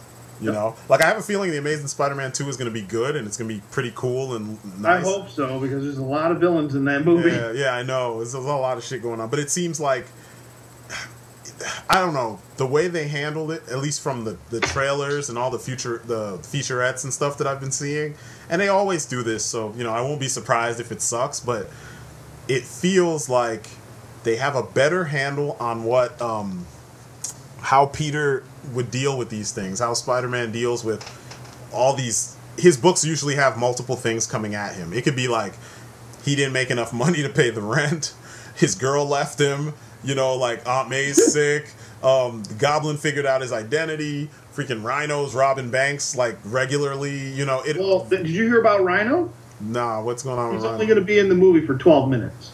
Oh, so he just beats his ass and then he gets into a costume. Well, how are you going to do an origin story in 12 minutes? Yeah, I don't know. I always thought that they weren't going to really, like, Rhino was just the name of a thing in the. That's what it looks like, because it's not even the Rhino that we know. Yeah, it's like a weird an actual person in a suit. Yeah, it's like a fucking transformer. Like weird robotic. I don't know what CGI thing. I don't know. I was like, huh? But whatever. I knew they were gonna punk out. I was hoping. Gotta dumb it down again for everybody. Exactly. I was hoping they would have done like in the game, in Amazing Spider-Man, the first one in the game. They had these experiments that were similar to what the Lizard was doing. So he was this humanoid, giant, you know, Rhino character, and so his features and everything looked like the guy in the suit. It's just when you get to the face, the Rhino horn was in his face and stuff, and he looked he looked fucking scary. I was like, damn. Scorpion was like that too. They had Scorpion in there too, and it's the same deal. I was like, hey, why don't they copy off of this stuff? You own it. Just mutate them then. Exactly. They're realistic. Mutate them. But you know, I guess that kind of stuff always looks fake to our audiences. I don't know. It's just like, instead of telling people what looks fake, because I read people say with the Flash's costume that it looks better than the goofy costume he wears in the comics. I'm like, how is a perfect physique? Because comic book characters have perfect physiques most of the time. How are you going to be that built perfectly? Your muscles, everything work perfectly, and you have a suit that's form-fitting. So you just look like the perfect image of whatever it is you set out to be. how's that goofy? I mean, I know in real life there's like a handful of people who could put on a completely skin tight suit and actually look badass. But like, with that in mind, how is it goofy that the Flash wears a red suit that's shiny and it doesn't look stupid? He actually looks thorough. When you see him on like on a page, he looks cool. Even if it's Wally West being a goofball, when he decides to be serious, he's still kind of like, whoa, shit, like, yep, I'm gonna chill out. I mean, like, and even if he did look weird, he can run at the speed of fucking light. Exactly. Like, he can move at the speed of light or sound or whatever, and phase through dimensions and all this shit. And like, would you actually tell him he looks stupid? It's kind of like the theory or the logic behind bodybuilders and jammers. They're the only motherfuckers in the world still wearing jammers. But are you gonna tell them that the jammers went out of style like 20 years ago? No, because they could fucking crush your head with like 2 fingers. Exactly. Like, you're not gonna say anything to them. You're gonna leave them. We're banana smugglers. You know, they don't care. They're still gonna wear them. Or fucking fanny packs. Like, you're not gonna tell them not to wear. They're rocking the fanny packs. You know they are. And the singlets, all that. It's like, we're not gonna tell them about it. You know, they don't know. We're not gonna say anything, because if they get mad, they could probably do something that I cannot do, and you can just tell by looking at them. So like, I don't get where this whole like, I almost want to blame Bryan Singer because of the joke in X-Men 1, because he kind of killed it, you know, with the whole leather. Yeah, everybody can't be Batman. Everyone just can't be Batman. It worked for Batman because it was in everything the right about that movie. Even when Storm is like, oh god, what was that line? What happens to a toad when it gets struck by lightning? Yes, that! Oh, same thing that happens to everything else. I was like, what? Wait, what? Like, what kind of punchline was that? That was horrible. Horrible. What are you trying to quantify here? I'm not quite understanding it. I know, run that by me again, Storm. Exactly, like, Storm, if you don't have anything nice to say, don't say anything. Stand there and look pretty, Storm. Don't say it. Exactly. Just shut up. That shit just made no sense. But yeah, man, it's like Halle Berry wrote that. Or I know. Good. She was like, ad-libbing. here's the line. Here, write it. Okay. She was ad-libbing. Yep. Oh my god. She's like, I forgot my line. What should I say? I'll say this. Okay. Yeah, man, those movies. Oh, I want to still. At some point, I was telling my brother, maybe we can all do this together. We can review the X-Men movies. Like, I want to watch them, you know, drink a little bit, and then review them. Like, get a couple rum and cokes, and then, you know, watch the movie, and then review it. A couple? I need a few. Hey, I didn't say what size the cup will be. I mean, I can have okay. The tall boy. As long as there you go. I'm gonna have a big old cup. About 2 or 3 of them, and then review those movies. Because oh my god, I mean, we should do that. We should do like a sit through and just like watch it. Oh my god, yeah, man, those movies. And it's weird because like when I first saw it, I was like, wow, an X-Men movie, and I was so like amazed that they actually did it, you know. Then when that wore off, I was like, wow, that was not good. Like, Magneto wanted to turn everybody into mutants. That was his big Saturday morning cartoon villain scheme, and everybody was cool with it. I'm like, huh? And somehow Wolverine was the one who was the key to stopping that? Like, what? Yeah, that doesn't make any damn sense at all. Rogue has no powers, apparently, and cries all the time? Yeah, it was What's this? Like, if you watch Blade, which came out 2 years before X-Men. Yup. You watch X-Men, you're like, the fuck is this shit? Yeah, that's exactly how I felt. Yeah, Blade, like, and it's weird, too, because they don't give Blade any credit. They always say the first Marvel movie was X-Men, but Blade had Marvel's name on it. It said in association with Marvel Studios. Yeah. And then Blade 2 had Marvel's big ticker with the, you know, the fucking pages coming down and stuff. The big one, yeah. And it's like Blade was like light years ahead of all of that, and it was a sleeper, and it made a ton of money, which is why they made 3 movies. Not to say that the third one actually exists. No, the third one, it's like they called Bryan Singer, and they were like, hey, what can we do here to fuck this franchise up? Let's call Bryan Singer, I know. Man, that's the movie. Oh, we say that movie doesn't exist. I try so hard not to talk about that. Oh, everything about that movie was just fucking awful. But They were called Singer or Schumacher. I don't know which one. Oh, no, there was no nipples on suits, so never mind. It was all David Goyer, man. Like, I have a love-hate relationship with David Goyer because, like, I learned from, if you have Blade 2? Yeah. Watch the commentary, man. Like, Guillermo del Toro and Wesley Snipes, they explain all the bad ideas that, actually, there's a section in the special features called sperm removal. And that's what Guillermo del Toro called the process of weeding out the bad ideas from the good ideas from David Goyer. Because he said, like, Goyer wanted to put all this shit in the movie. And he had all this crap written in the script. And, like, he said most of it did not work. But he wouldn't budge. So he went and he was, like, pulling out the things that he thought were good and throwing out the rest.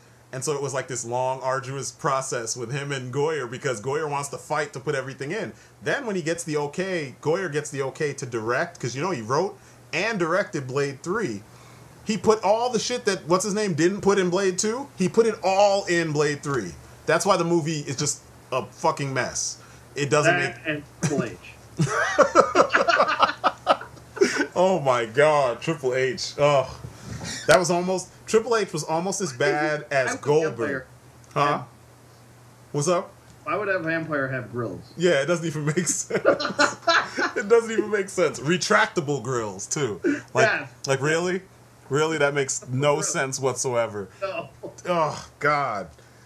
Triple H was almost as bad as Goldberg was in Universal Soldier 2. Oh. You remember that? Fucking Goldberg. Yeah. Goldberg had one line. One line. He says it like 2 or 3 times in the movie. It was, I hate that guy. 3 times he fucked that up. How do you fuck that up? Didn't he say it like a question? I hate that guy? He's like, I hate that guy. And then he looked confused. He should have just said, you're next. That's all he should have said. Or just don't say anything. Exactly. Just say you're next. I'm like, how do you suck so bad that like you make a Van Damme movie, you make Van Damme's performance better? Like, oh my God. Goldberg. Like, and I've seen Double Team, and I know how bad that can be. Oh my God, that movie. It had some good ideas as far as action, but the movie was, yeah, man. Oh my goodness. Yeah, I'm getting back into. I'm almost done with a review. I watched The Protector. You know, the Tony Jaa film. They just did a second one that came out overseas, and I just saw it like a week ago or so, and it was freaking crazy, man. Like the martial arts was ridiculous. I'm trying to find enough footage from like a trailer or something so I don't get in trouble for, like, you know, having footage in the review. Oh, but, God, because God forbid you have something on your YouTube video. Yeah, I know, right? I'm copywritten. I'm still struggling with some of those things because I'm like, I upload stuff on VO and Vimeo, and I'm doing stuff on YouTube, but I've been putting mostly everything on YouTube because that's where all the people know me, you know? So it's difficult because, you know, they're going to tell you, oh, you got this from this place, we're going to take it out, or we're going to put ads on your, you know, your video. And I don't know, I really wish they didn't do it, but I'm trying to find ways around it. And, you know, if I have to show stills of those particular scenes, then hey, whatever, I'll do that. Because the idea... My Superboy review of the DC Universe Classic Superboy review. Did you see it? I think I did. It's an older review. I did it a long time ago. I think I did. But which one? Not Superboy. In the beginning, I put Hadaway, the song Hadaway. You know. Oh yeah. And I was saying he looks like a male stripper. Yeah, I did see that one. Yeah. They took it out. What? You flagged me for 16 seconds worth of Hadaway? Are you kidding me? Wow. That's no good, man. They did that to me with my I did a review of Iron Man, the Mark 42 and the War Machine from Iron Man 3, and I used the music from the actual, you know, movie. Yeah. Oh my God forbid I used something else. I don't know. I used like the main theme and like I think the music that played when War Machine showed up, and like you can't watch it on mobile. You can watch it on regular YouTube on your computer, but like on your phone, it won't let you watch the video. It says it doesn't exist. It's like been pulled or some shit like that. I'm like, really? And you know, the funny thing is, like, they've given me the partner title because my Blade anime video, it went to like a couple thousand in like a day because people were arguing with me so much about my perspective on Blade. And I guess people were saying like, tell this person to have him argue, and everybody just kept arguing, and then eventually I wasn't even involved in the argument. It was just everyone else was arguing with everyone else. Like all the people who got what I was saying, they were arguing with those who didn't. And then I did another one because I was talking to Ryasuke about it, and then that one got big, so they sent me a thing, and at that time I think I had less than 100 videos up there. And then so they send me the partner thing. And so my page says that I'm a partner, but I don't make money. I never set up an AdSense account. I never agreed to the, you know, whatever, because I don't want them to like neuter what I can say. Yep. And so yeah, like it says partner next to me. I just noticed this like a couple months ago. I'm like, it says partner next to it because I never sent back any information because I'm like, yeah, screw that. I'm not trying to do this where I'm like, they're, you know, a little corporate puppet where it's like, hey, yeah. Yep. Rate, comment, and subscribe, you know, yeah. and then give them like a question to argue about in the comments. I'm like, hey, I'm going to talk. If you agree with me, you agree with me. If you don't, you can tell me why. I mean, that's kind of why it's set up. That's why it's called YouTube. Yeah, exactly. So we can talk to each other, you know. You speak your mind, you know. So I don't know. It's weird, man. That's why when they give me those notifications and stuff, I'm just like, really? Like, I'm not doing this for any money. It's just being done because it's fun. Like, you know, to sit here and goof they off. keep sending me shit like, oh, you should become a partner and blah blah blah. And I'm like, I don't want to do that shit. Yeah. I do this. I come home from work. I work 2 jobs. I come home from work. I want to relax. I want to hang out, play a video game, watch a movie, do a couple reviews, and that's it. Yeah. I do it because it's fun, and it's to get away from, you know, the daily grind. Yeah, you know? It's like decompression. Yeah, it's like I don't want to have to worry about I gotta say this now or, you know, promote that, and that's the other thing with like you know, you got guys that are like sponsored, like reviewers that are sponsored stuff. Oh yeah. Even if I was offered it, I don't want it. Yeah. I don't want to have to put up a logo. I got to do all this extra shit, editing, and I got to, you know, go to Big Bad Toy Store and be fake. I don't know. I'm good. I can afford my figures. I can afford them. I don't. You know. I know. It would be nice to be able to, and I thought about it a couple times where it'd be cool to, like, if you had a deal with, I don't know, Mattel or Hasbro, where they send you stuff for you to review and they want the actual, like a tester, like they want the actual honest critique. I'd be like, hey, I'd be down for that. But I know they're going to say, like the way Xbox One, all the reviewers that review for them, they've been told they have to say good shit about the Xbox One. So, like, it kills the whole concept of reviewing when they're telling you what you need to say. You know, and I understand it's a business, so it's not all, you know, like, fucking lollipops and rainbows and shit. It's very cutthroat and very specific, but you know, that's why it's like we do it for fun. Yeah. You'll enjoy it more. Yeah, exactly. You know? I mean, even like Comic Book Cast, because they're a partner and because they get paid to do that. Yeah, they've done like poor reviews for Arrow. Oh yeah, Warner Brothers had them pulled. Oh wow.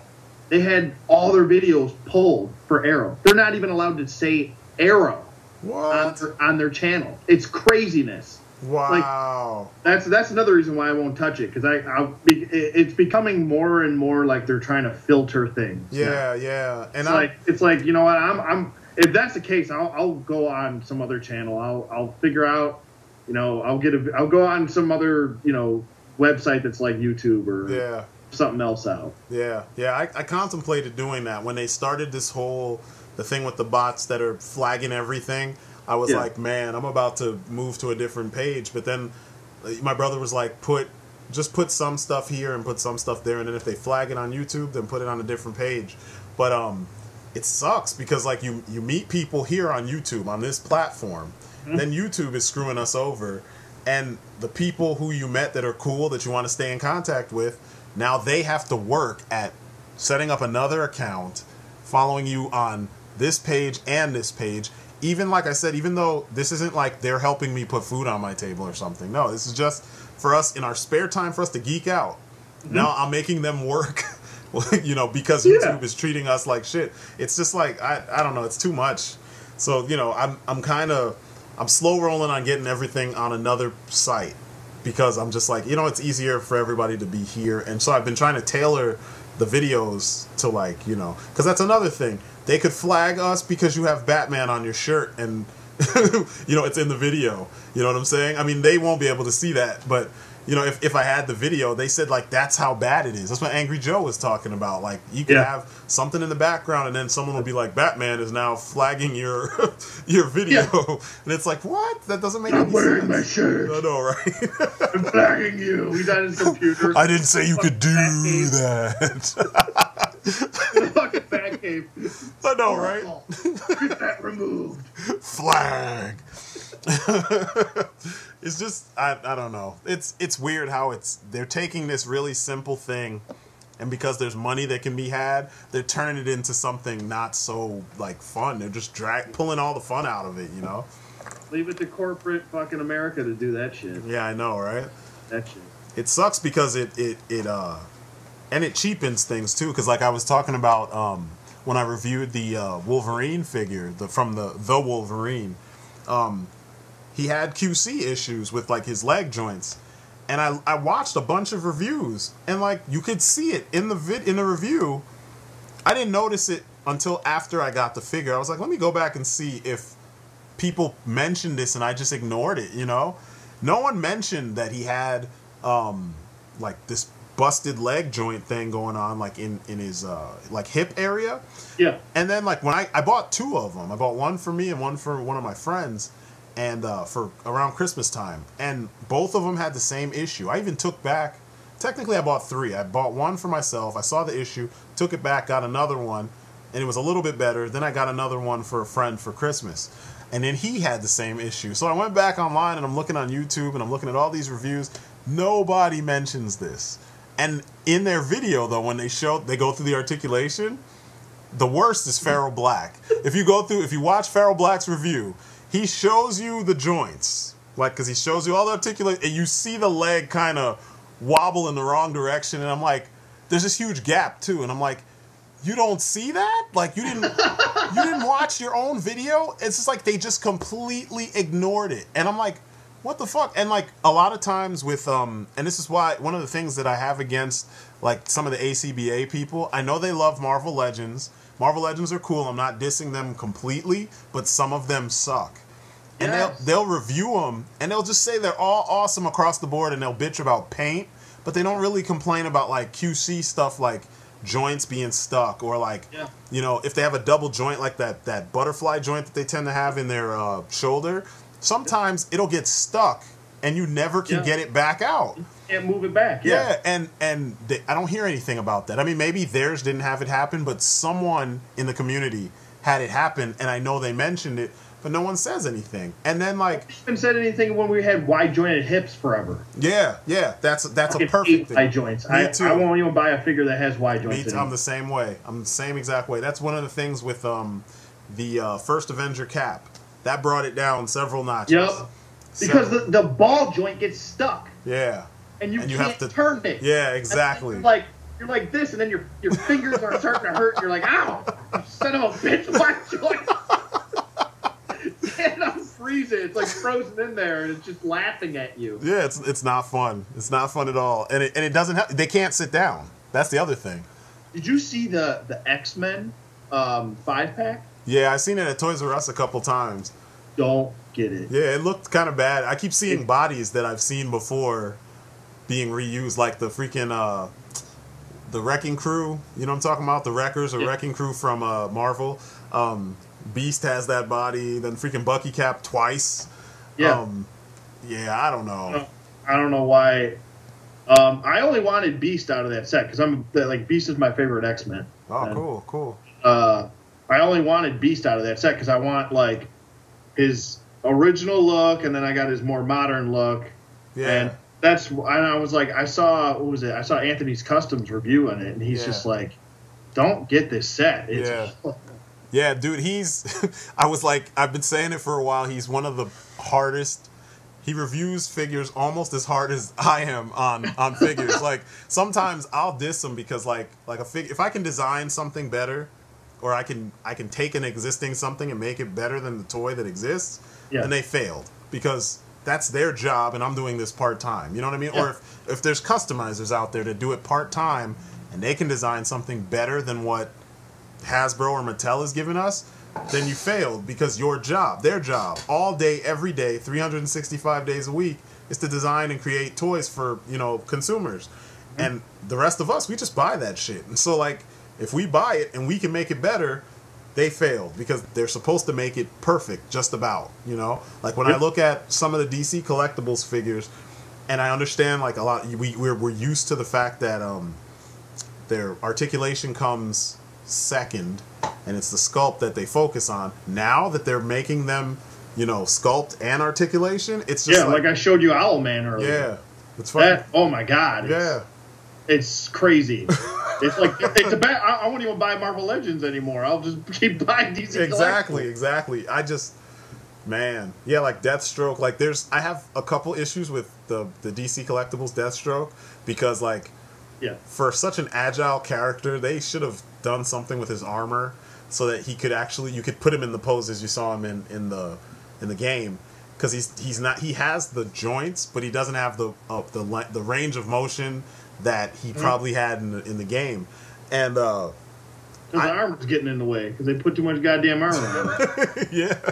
Especially around his legs. What I blame for that? I blame Injustice for doing that. Oh god, Injustice did. Because everybody in the world, I don't really like the Injustice storyline. Yeah, I read a couple of the comics. I was like, side of my face. And I played the game, and I was like, it's like kind of like Mortal Kombat without the killing. And I'm like, I don't know. Like, the end sequences or the special sequences are cool. Yeah. But it's like, it seems like it'd be fun to play for a little while. I don't really like the character design. Yeah, exactly. The designs are bad. Yeah, they're bad. They're horrible. Really bad. Superman I don't know why Superman looks the way he does. He's got gray hair. I don't know what's going on. And Batman looks like, he's a mess. A complete I don't even know what Batman looks like. The ears are weird. His head looks kind of flat. Yeah. I don't know. It just looks weird. And it's funny, there's another version of that costume. I had it in one of the videos I did when I was talking about just character design in general. There's a version of the costume that looks almost like Riot Gear. It almost looks like the Arkham Origins costume. Yeah. I think it might be the second player if you just use the standard costumes that are in the game when you first buy it. And it looks better. He has the head that we're used to. You can tell. The alternate. Yeah, I know what you're talking about. Yeah. It's like shinier. Yeah. Everything's shiny, but it's segmented. They're making a figure of it. The SH Figure Arts is making a figure of that version of Batman from Injustice, which until I saw it, I didn't even know existed. And then it made me look up what the costumes were, that were actually offered in the game. And it's funny how many skins they've released for all those characters to kind of make up for the fact that the designs were just so many of them were terrible. There's a couple that work, but like the majority are horrible, Yeah, like Doomsday, I thought he had a decent design. I liked Martian Manhunter's design. That was pretty sweet. Yeah, well, because they mostly used the new 52 design. Yeah, basically, Yeah, I don't know. I blame Injustice for doing all that armor shit with Deathstroke. I don't know. Yeah, but you were saying like the figure should be better and it should have better range of motion. And like I just got it and it's sitting on my shelf over there and I like it. Don't get me wrong. I like it. I like it too. Like if you compare that to the Mattel one, my god, throw the Mattel one in the garbage. It's a piece of shit. I hate that stupid thing now. I'm looking at it. Yeah, I'm just like, oh, why did I pay money for this? Yeah, the amount of detail. But, it's two different eras, I guess, that they're representing. So, to some degree, you can... like at least for me, I know when I look at it, I'm like, okay, that's the old school classic Deathstroke, you know, and then here's the new school Deathstroke. Even though this isn't what he looks like in any of the comics. Like the comics, it's a whole different thing. Isn't Rob Liefeld drawing fucking Deathstroke? Oh no, I wasn't talking about the DC Universe Classics one. Oh, you're talking about the... No, I love that one. That was his original look. I love that one. I love the... Yeah. Oh, you're talking about the Unlimited. The Unlimited I'm talking about the Unlimited. Oh, God. Yeah. Take that. Yeah. Ooh. Wow. Yeah, that one is pretty bad. Like staring at a fat chick. And you, I don't like to do anymore. And you're not a fan of fat chicks. Ugly fat chicks. Oh, my God. Yeah, you're right. Because, yeah, it's weird, though. Like, the paint on the Batman from the Batman Unlimited version and the DC the collectibles version, like, the DC collectibles version is kind of ashy looking, paint-wise. And then the Mattel version, it's like everything is crisp. All the colors are kind of bright. Like, you can tell there's dark grays, there's light grays, there's silvers, and there's black. And, the paint looks better on the Mattel one for some reason, and the DC Collectibles one, it just looks like the contrast was not turned up properly or something, you know, like the brightness wasn't turned up. Yeah, he's like it's just he's like so gray, whereas like the other one, like in the actual game, he's pretty dark. Like the colors are really, you know, defined. You know, black cowl, gray, and then silver in buckles and stuff like that. Whereas on the DC Collectibles ones, you can see it, but it doesn't stand out. Yeah. And that's another thing that I saw, like in a lot of reviews. Most people didn't have, I guess at the time, the DC Collectibles one wasn't out yet. So at first, nobody said anything. I still haven't seen any ones where they put the two side to side and actually pointed it out. I think maybe Anthony's Customs might have done that, now that I think about it. I can't remember. I know he did review both figures, though. Yeah. But, yeah, I don't know, man. It's just weird looking at the progression. But I'm kind of glad, though, that DC Collectibles still is making all this, the stuff we didn't get from Mattel. Yeah. Yeah, it's pretty nice. It's refreshing. And, you know, as much as I could, you know, sit here and I could bash New 52 or... For inconsistencies within the story, overall I love the character designs. Oh yeah. Some of the designs are great. Yeah, and Jim Lee was my favorite artist. I met him when Image was starting up. I think I was in like 6th or 7th grade, something like that. And he actually complimented some of my artwork, and that's what made me even want to be a comic book artist or illustrator or anything. And it was funny because when I saw him again in it was like 2008 or something like that, I had to sit in line. Like when Image was starting up, I walked right up to him and started talking to him. He looked at my portfolio, everything. Oh, really? Yeah. He like drew on one of my drawings and everything. When I went in 2008, which is how, I don't know, 20 years later, yeah, it was like 1 million people in line to get, for him to scratch on your fucking picture of Batman or something. And then go away. And then you didn't even get to talk to him. It was just scratch, scratch, scratch, and then move on. I was like, holy shit, this sucks. Like, yeah. I mean, it's good for him because he's now, like, the fucking man, but, my God, like, that's so lame that's how the industry has changed, you know? Oh, yeah. I met Stan Lee at New York Comic Con in October. Oh, wow. First of all, he showed up, like, 2 hours late, so I was standing in line for 4 hours. Okay. Jeez. And when you go to it, like you've been to a con before, right? Oh yeah. You got to stand in line, get the tickets first, and then come back later, and then stand in line again. Yeah. It's like he got there, and then he was supposed to sign. It was like a sign, and then it was like a picture taking. Long story short, he showed up late, so then Hulk Hogan showed up. So we had to wait for everybody, and there's a huge line for Hulk Hogan, bigger than Stan Lee. We had to wait for everybody that got done with Hulk Hogan, and then Stan is waiting for Hulk Hogan to finish because his dumbass showed up late. Damn. So then I had to wait another 2 hours just to see Stan Lee for 2 seconds, and I couldn't even say hi to him. Wow. Sitting in a chair, I walked up. I was like about to say hi, Stan, and they were just like, picture, ping, and I was like, And then I was like, can we redo that? I don't think I was looking. Yeah.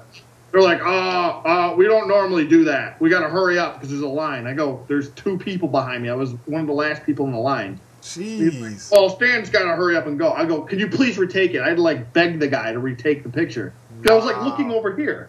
Holy shit, that's I was crazy. like looking profile, and Stan's just sitting there not saying anything.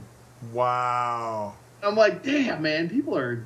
It's like, don't meet famous people. Yeah, it's changed. Be a dick. Well, here's the... I have my story is the flip of this, because like, so because I've been published a couple times, I don't go to conventions as a I go as an exhibitor, not as a consumer, I guess. You know what I mean? Like, I can like usually I can get in now, period, because I've been published. Usually, if you've been published, you get in for free, but you pay for your table and all that stuff. You know, so like. Me and I had a company for a while, like a group of us. We were like a design collective, and we had our table. We're in Artist Alley, and we pretty much just chill in Artist Alley the whole time. People come by, we're doing sketches, we're selling our books, and I get up. We would rotationally, we'd get up and go see what's going on in the rest of the con, you know? So I got up to go look for, I just wanted to see, I was getting Street Fighter figures actually around this time. I think this was in 07. It was either 06 or 07. And I got up to go do my little rounds real quick and then come back, and I go and I see this Kung Fu movie booth. Like, this guy's selling all these, like, you know, foreign films, and they're all martial arts and action and stuff. And I pick up this one movie. It was called like The Bodyguard or something, and it had Tony Jaa on the cover, but I don't think he's really in the movie like more than like 2 seconds. And then this guy with an accent, he's like, I wouldn't pick that one up if I were you. I look back and it's fucking Ray Park.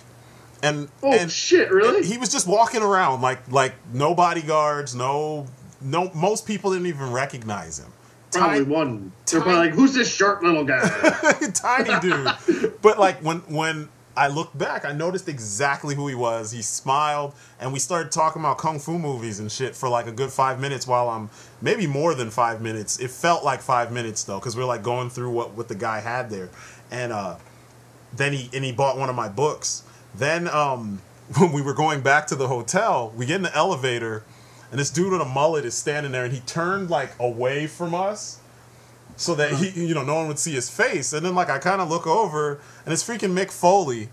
And Mick Foley is like, he's like hiding, and he had this look like, please don't say anything. Don't let anybody know I'm in this elevator. Please, because it was a bunch of people in the elevator. So we just, from his look, I was like, he didn't look like he wanted to be bothered. Let's not say anything. I know the shit probably gets overwhelming after a while, so I was like, all right, I'm not going to say anything. Then later on in that same night, we went down to the bar we were at the Rosemont in Chicago, and we went down to the bar. Freaking Joe Quesada was in there, Jim Lee was in there, Mark Silvestri was in there, J.G. Jones was in there. I mean, there's all these freaking like artists and shit that I've been looking at like since I was like, who's who? Yeah, they were all just chilling, but like some of them had entourages, so you couldn't really come up like, what's up? Like you really had to just see it and just ignore it. Except for Liefeld. Rob Liefeld was fucking cool. Like we went and we talked to Liefeld, we hung out with him for a little while, and he was like just a regular guy. He didn't seem like anything, and I'm like, God, I feel bad because he was partially an inspiration and partially a source of a lot of bad, like, negative criticism, because his artwork for a long time was really bad, but it was only because I saw what he did when he first started at Marvel. If you remember his, like, New Warriors shit looked like Art Adams. Yeah, like, I love the New Warriors. Yeah, man, that shit was good. Or New Mutants, I mean. I keep saying Warriors, but he did do some New Warriors. Yeah. His stuff looked like Arthur Adams, and Arthur Adams is one of my favorites, and that guy's artwork is awesome. And I'm like, why is it that all of a sudden when he got like to Spider-Man and stuff and X-Force, then he did this weird, I don't know, where people's like freaking forearm and their thumb were like in line with one another, and it just was, their feet were like little hoofs and shit. It was like, what are you doing? You know how to do it right. Why are you choosing to do it wrong? So yeah, that was why I used to bitch about him. But he was really fucking cool, man. It was weird though, like Jim Lee was like a complete douche. Like he was smoking a cigar. I could see him being a douche. And it's weird because, like I said, years later, maybe because I was a little kid, he was nice to me. Maybe, but he seemed so much more sincere when Image was new, and then like now that he's the shit, it's like his. I mean, he doesn't have time for some people's egos grow. It's what I mean. Some people, it's like certain people shouldn't be in power. Exactly. Power. Those douchebags that are like. This guy, God forbid, don't ever let him run something because he'll just take that power and use it and abuse the shit out of it. Exactly. You can kind of see some people just grow into their fucking egos. You know? Yeah, it's true. Like, I'm Jim Lee, I'm a name. Yeah, exactly. Yeah, I actually saw a rejection letter of his because someone sent this meme around on Facebook about or this post about like, don't worry about getting rejected a couple times because these famous people got rejected several times first before they made it big, and he got rejected by Marvel a couple times, and they were dissing how he drew fingers and stuff. I'm like, wow, really? Like Jim Lee didn't know how to draw fingers at some point? Like I don't see it, but hey, whatever. Yeah, it's crazy, but yeah, like it's weird. The whole con. I like going to conventions, but I don't like. I like interacting with the people who come to see artists and comics. But what I don't like is that the conventions have become more like a trade show. Yeah. Where like, video game people are coming and movie people are coming and they're all showcasing their shit and it's Comic Con. So like they're not selling comics, and the comic book artists, like in 2010 we were at the Mid-Ohio Comic Con and I was there with who was there? Angel Medina was there. God, I'm trying to think. Jeff Darrow. Do you know who Jeff Darrow is? Big guy and Rusty. Okay. He created them. He also designed. He did the comic Shaolin Cowboy, and he designed the ships in the Matrix. Okay. Yeah. He was there. What's his name? Ed McGuinness was there, and we're all sitting in Artist Alley. And we're doing sketches for people, and everybody was looking at all the video games. All the artists were pissed because we made no money. Because they were all playing video games and buying comics that have been in circulation forever. But they weren't buying, like, exclusive art from the artists themselves right here. It was so weird. And I'm like, this is what it's becoming. Weird. This is you want to play video games, go home and play video games. Why the hell did you pay, what? Couple $100 to go to the Comic-Con for 3 days. You're going to stand there and play video. Yeah, I don't get the whole video game thing unless it's comic book based. Yeah, but they got like weird like racing games and like Call of Duty, and I'm like, what the fuck is what does this have to do with comics at all? Now all those games have comics. That's the weird thing. So like, so they have these comic tie-ins. And it's like, but what about all of those comics that actually, this is what they are. This is it. They're comics. That's it. There's no movie tie-in. There's no game tie-in. Nothing. It's just for the love of comics. You don't really have that anymore. And that sucks. You know what I mean? It's kind of frustrating. So, like, I want to say since then, I haven't been back to a convention as a exhibitor. I've been going just to buy stuff. Like, I don't even bother.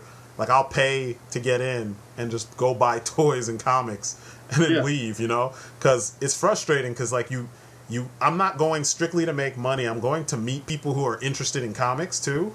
Yeah. And if I can't do that because you have all these other people that are bigger corporations jumping in and taking advantage, it's just like, it's not the same. I'll just stick to selling things online and, I draw, sell it, sell it or draw for fun and then sell it or whatever. But yeah, man, it's just, it's so weird, and I know now it's even worse. We're trying to figure out what a good time would be to go to San Diego and just see what that's like, because I have some friends that live there, but it's just timing and all of that. So I'm going through that right now, kind of learning, because I've never been to San Diego Comic-Con, but it's like I've been messaging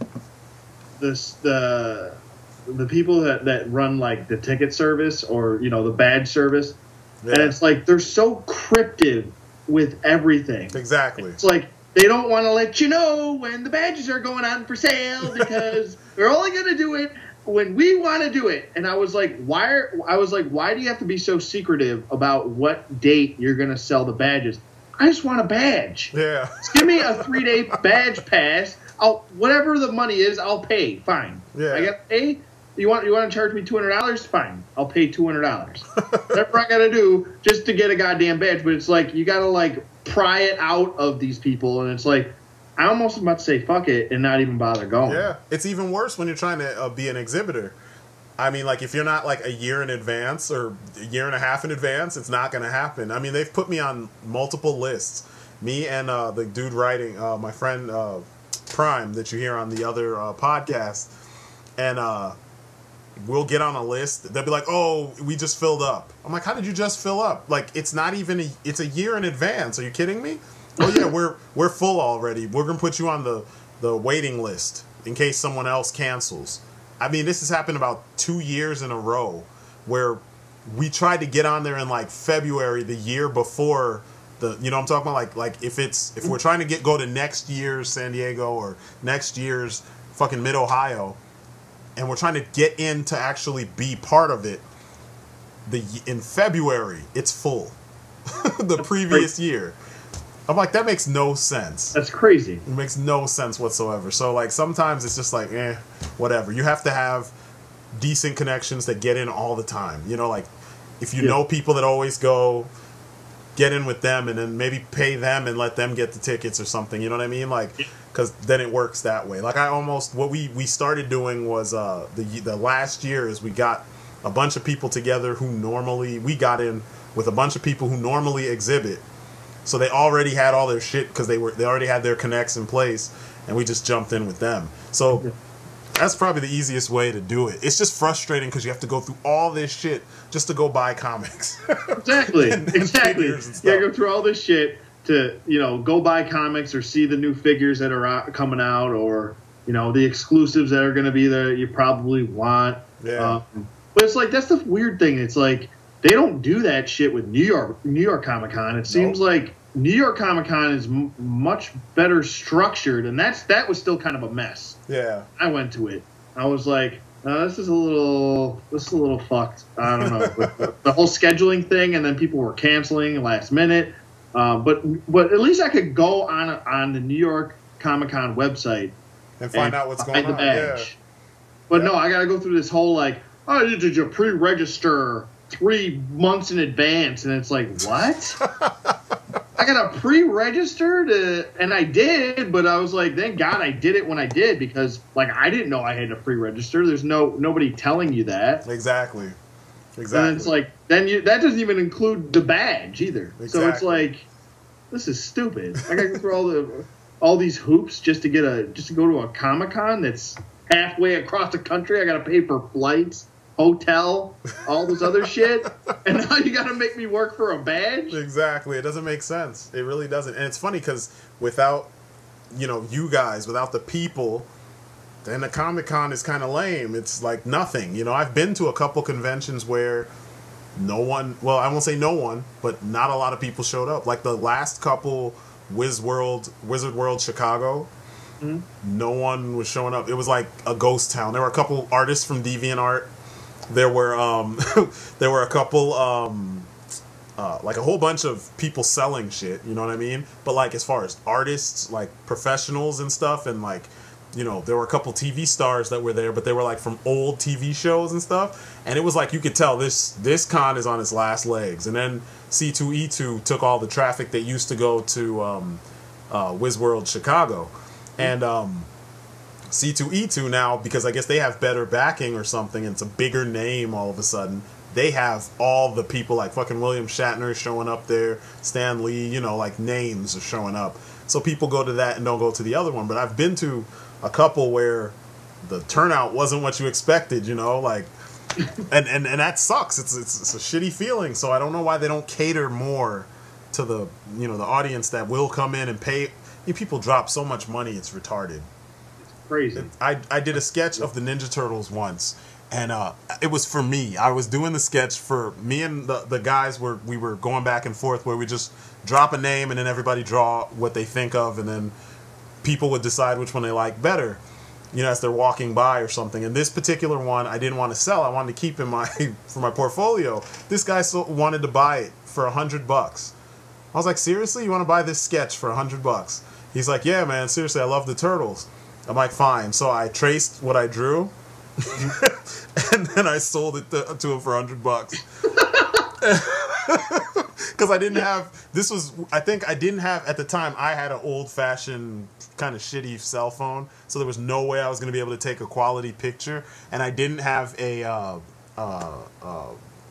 digital camera. I was still behind. Like way behind. This was like, I want to say right out of college or something like that. So yeah, I was still pretty broke because of, you know, loans and shit. But then another year I did a picture for this dude.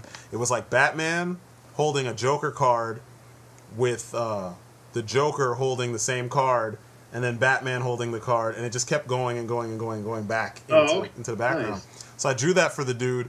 And then he got a tattoo of it the next day of the con. Like, the next day I saw him, it was all fucking tatted up. I was like, holy shit. Someone actually tatted, like, something I just drew on their body. It was crazy. So there's been times where I was like, man, this is super awesome just to have people, like, geek out with shit that you do, too, you know? Yeah. But they do make it, the business end does make it not as much fun, you know? I don't miss it. Like, because of that shit, I don't miss dealing with some of that drama. It's just frustrating, man. Like, I want to go. I want to enjoy the time I'm there. I want to see all this stuff. I mean, I know you can't see everything, but, you know, I want to try to see as much as I can, you know, but yeah.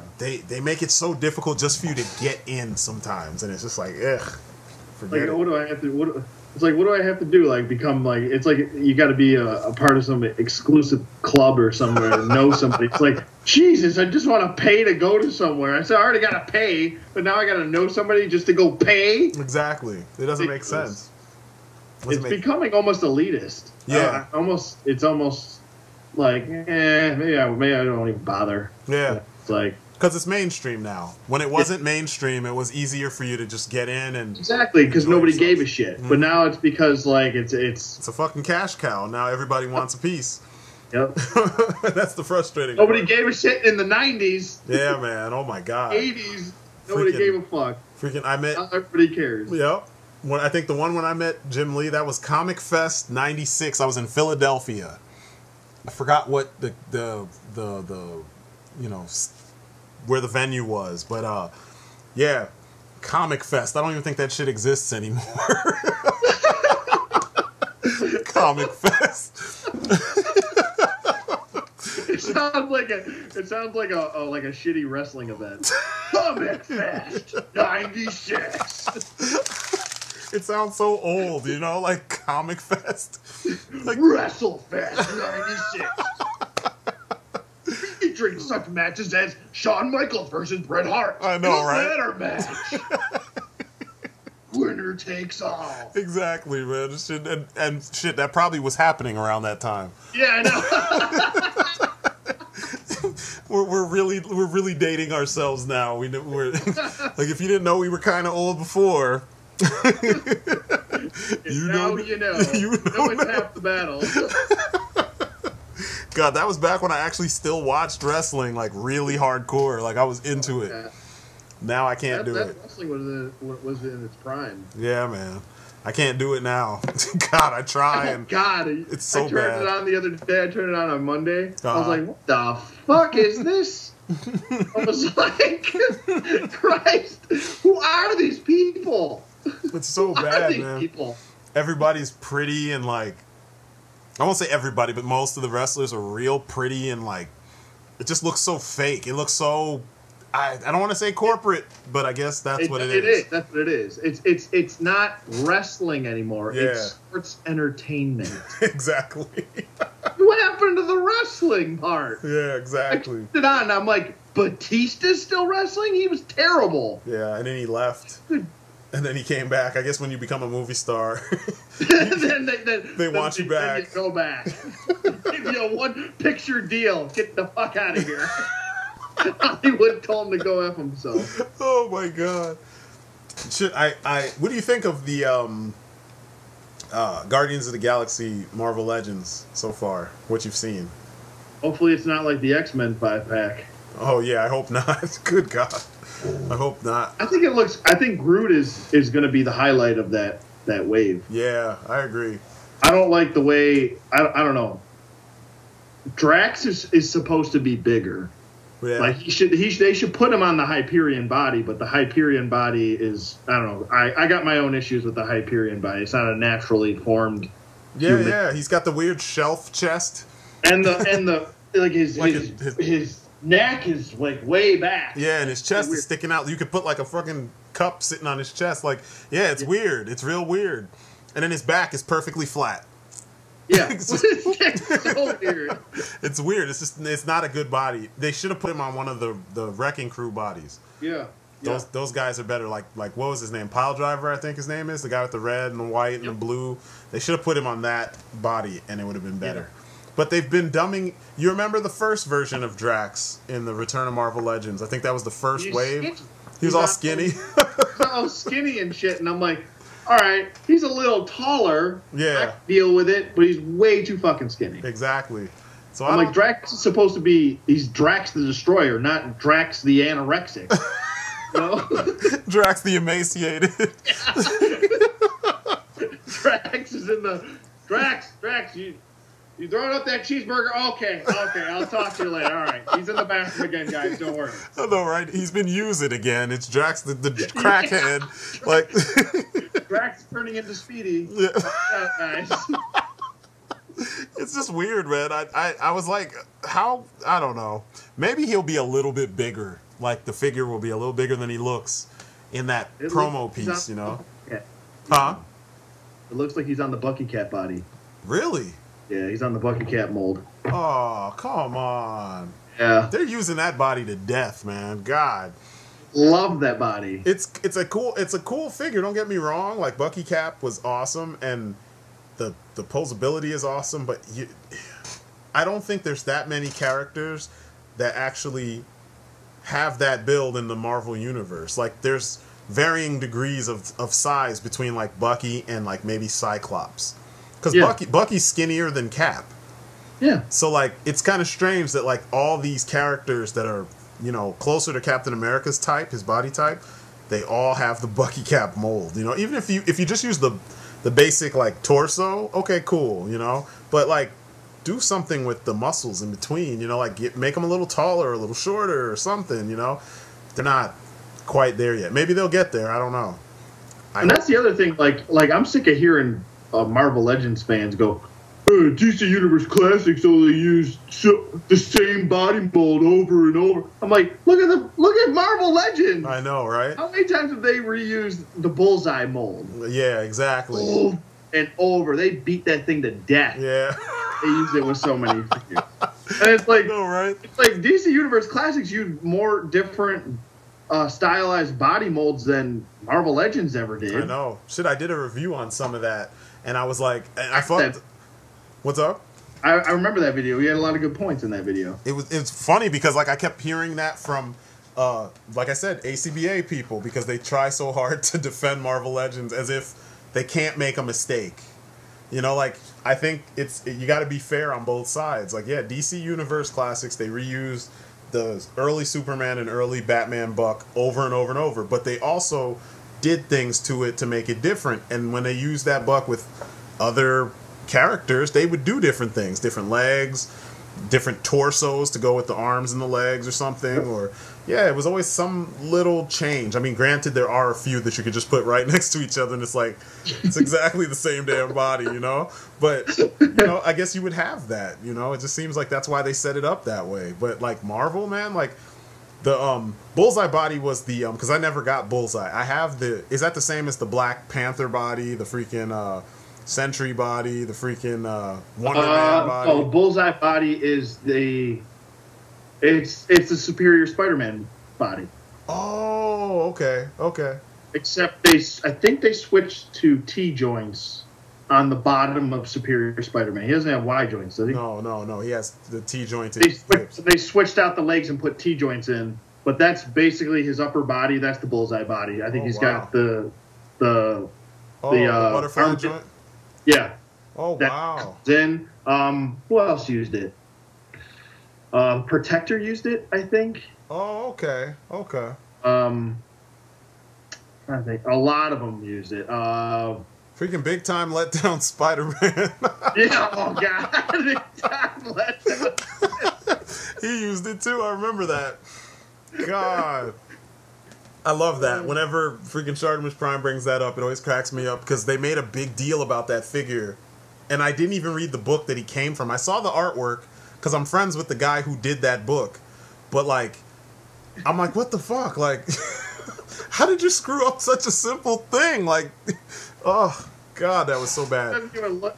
It just looks like shit. I think I never bought it. I bought the Future Foundation one, and that was it. Yeah, that one actually looks cool. That green piece of shit. What about the, didn't the Miles Morales Spider-Man have that body, too? I think so, yeah. Because he's, like, built like a freaking wrestler instead of a 13-year-old boy. Yeah. That was the issue I had with the DCUC Damian Wayne. Like, I think they changed it though. Really? I hope so because like he's freaking ripped. Prototypes of it. Yeah. I'm pretty sure that they changed it to the because even the Robins, some of body. Whose body? Kid Flash. Oh, okay. Well, I mean, Kid Flash still had some big ass muscles. Yeah, he was pretty damn muscular. I was like, are you kidding me? Him and, because I'm like, 10-year-old boys do not look like that. I don't care what they do for their extracurricular activities. No. Like, shit, I'm raising one. He just turned 12. There's no way you're going to tell me he could be that buff, like, at that age. I don't know why they don't just make, like, a in-between, like, take some of the skinnier, like, female arms and put that, or maybe do one up, like the freaking, Dead Man. Use that body and shrink it just a little bit. That'd be perfect. Because, like, the Robin from Young Justice, he was buff. And I'm like, Robin in Young Justice was a stick. And that was the whole point, you know? Yeah. He was the youngest guy. And I kind of want that. You know what I mean? It just sucks that, you know, they did something else instead. I don't know.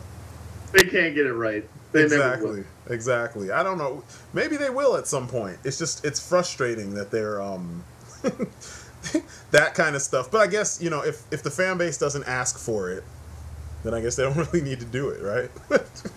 That's one of those things. Like, did you see, what was it? They did that big reveal. Oh, how do you feel about the big superpowers reveal? Ugh. Yeah. Yeah, man. It's weird because, like, I don't know if this is just me or maybe it's just us, but people still want superpowers that bad? Like, you could go on eBay and you could get all those figures for, like, under $50. And they're still trying to cram superpowers down our throats. I know. Or you could not... And they're $30 each. Yeah, I'm like, that makes no sense. For figures we already have, like, that doesn't make any sense. Repainted horribly. Yeah, like the freaking... Did you see the... Did you see... Painted properly. Did you see the Riddler? That was straight up Hal Jordan. It was like Hal Jordan with the purple mask. I was cracking up like, wow, this is really bad. Like, you guys did not try at all. Well, that's a joke. They did that for a joke. I get that. Yeah. Because the original superpowers, uh-huh. If you look at it, they used, like, because they had a Hal Jordan figure, they literally, the old superpowers from that line, because you know how some like, back in the day, we'd get those shitty, like, total reuse of a figure, because they were so little and tiny. They literally reused that figure back in the day. What? And it was a Hal Jordan Riddler, and they couldn't even match the legs from the knees down exactly to the thighs. So I get that. That was a cute little, like, reference joke back from the old days. So that's what that was about. Yeah, I didn't know. When I saw it, I was like, you gotta be kidding me, man. You probably thought I was like, cracking up. I'm like, are they seriously gonna release that as I'm glad you told me because, man, I was like, wow, they've really hit a new low with this shit. Yeah. Now they really don't give a shit. Man, it's just them pulling their dick out and waving in their face, and they're like, "You're gonna buy this." I couldn't believe it, man. I was like, no, like, please don't tell me that this is for real. Like, no, this can't be. Hal Jordan Riddler. Man, I don't know. I've never wanted superpowers like that, man. Like, I'm over that phase. I mean, shit, we were like, what, 5 when those things came out? Like, Yeah. the fuck? Like, I'm done with that. Like, and I'm not against. Camp too. Like, I'm into comics. I'm not into camp. Like, Yeah, exactly. I'm not a big 66 Batman fan. Exactly. Like, I bought the figures because it's Batman, but I wasn't really, like, growing up, like, I was like, when I was a kid, I was like, oh, Batman's on, and I didn't know what I was watching. I was like, Batman, pow, bang, and then, like, but, like, watching, I'm like, I'm not gonna watch this shit. Yeah, like, shit is camp and it's fucking lame. I don't know. It's not Batman. Batman looks like I look better than Batman does. Fuck. I'm in better shape than Batman is. I think if he's gonna throw a punch, he might break his arm. I don't know. This show was pretty damn bad. I remember being embarrassed because when I was a kid, I was a Batman fan, and like my brother, he was a Superman fan, so we had like most of the movies. Superman movies were awesome, and then you go and you watch the old school Batman because that was all we had before the animated series, you know. And then finally, when the movie first came out, I was like, gotcha. Completely gotcha. Look, now you know you want to like Batman better because the movie was awesome, you know? Then we got the animated series, and I'm like, finally, I get to watch like several things where Batman is shown in the right kind of light, you know? But yeah, superpowers just that I must have missed something because I don't dig it. I don't dig it like all these guys do. Like, and it's weird because it seems like there's a lot of people, and Mattel keeps on feeding them stuff. You know, like there were all those superpowers versions of characters in the DCUC line, and I was like, I never really wanted those characters in that version, like that ugly ass version of Steppenwolf, which was the only one I ever saw in the store. Oh yeah, with the big axe. Yeah, and the brown. Get this shit out of my face. It was horrible. The green one kicks the crap out of that. Oh one. yeah, the green one's one of the best figures in the line. Yeah, I need to get that figure. That figure is sweet. It comes with mad accessory. It comes with a whip. Yeah. And it comes with a sword and like a horn or something like sword that. and a big horn, and then it's like the boots. Like you don't even see like the sculpting on the boots on any other figure. Exactly. It's like they really took their time. Like the head sculpt is complete. He's got that tall hat. Yeah. It looks great. It just really does. And it's like that is Jack Kirby in figure form. Like exactly. Jack Kirby were alive, you'd be like, holy shit, that's awesome. You literally took my character and put it in figure form. Exactly. That's when they were doing a good job. Yep. And then they gave us that other one, and I was like, yeah, you can keep that one. Exactly. It doesn't make any sense. I don't know. It's weird. I'm gonna miss kind of being able to buy them the price. I guess that was the best thing about the DCUC is that the figures were not super expensive. But I don't know. I'm kind of more impressed with what DC Collectibles is doing. Oh yeah. Excuse me. So it doesn't bother me that we don't have the DCUC anymore. I kind of feel like they kind of ignored us, which bothers me because like we put all this money into it, and then they're gonna say, "Oh, you fans didn't buy all the shit that we made." And I'm like, "Wait up! What the fuck is all this?" Yeah. This begs to differ. I'm gonna walk in here. My collection room begs to differ here. Exactly. I got shit everywhere. Look at this. Exactly. Look at this shit. Yeah. I'm like, how can they tell us? How can they tell us that we didn't? Yeah. Kiss my ass, Mattel. Look, I got more over here. There's some more shit.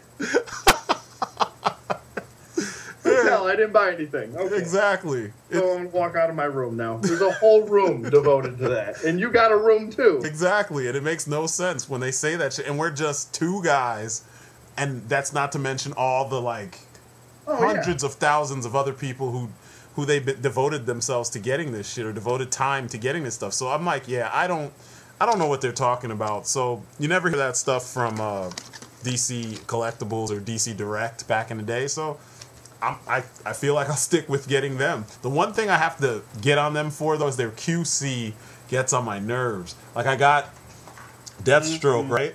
And his sword can't go into the sheath all the way. I'm like, are you kidding me? Won't go in? It won't go in. Mine goes in fine. It won't go in. And then when I tried to pull it out, The freaking, let me move it closer. Can you see that? The handle popped off the sword. Oh, no.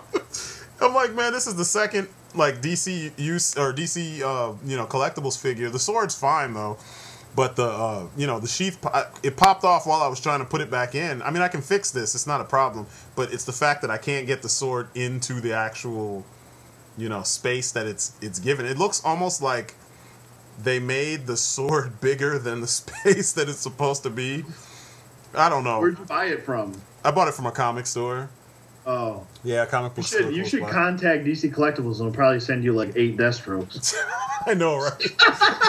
It's fucked up. Like when I called them about Talia, and they told me, oh, that's the comic book store, so you have to contact them. I'm like, well, I can't really contact them because I bought this thing like, I think a month ago or something, and I only got to opening it now. So I didn't know anything was wrong with it because, you know, I work. So I was like, when I finally got around to opening it, this is the problem. They're like, yeah, that's a retailer issue. I'm like, fuck, come on, guys. So yeah, I'm going to see what they say about this one. It's like, no, but it came from your company, stupid. Exactly. Not a retailer didn't make it in the back of the storage room, did he? No. Last time I checked, it says DC Collectibles on it. He's got a little sweatshop. Little sweatshop in the back. Hurry up back there. He's got a whip and shit. Oh, my God. Yeah, this shit happened. I moved the leg forward. Oh, damn.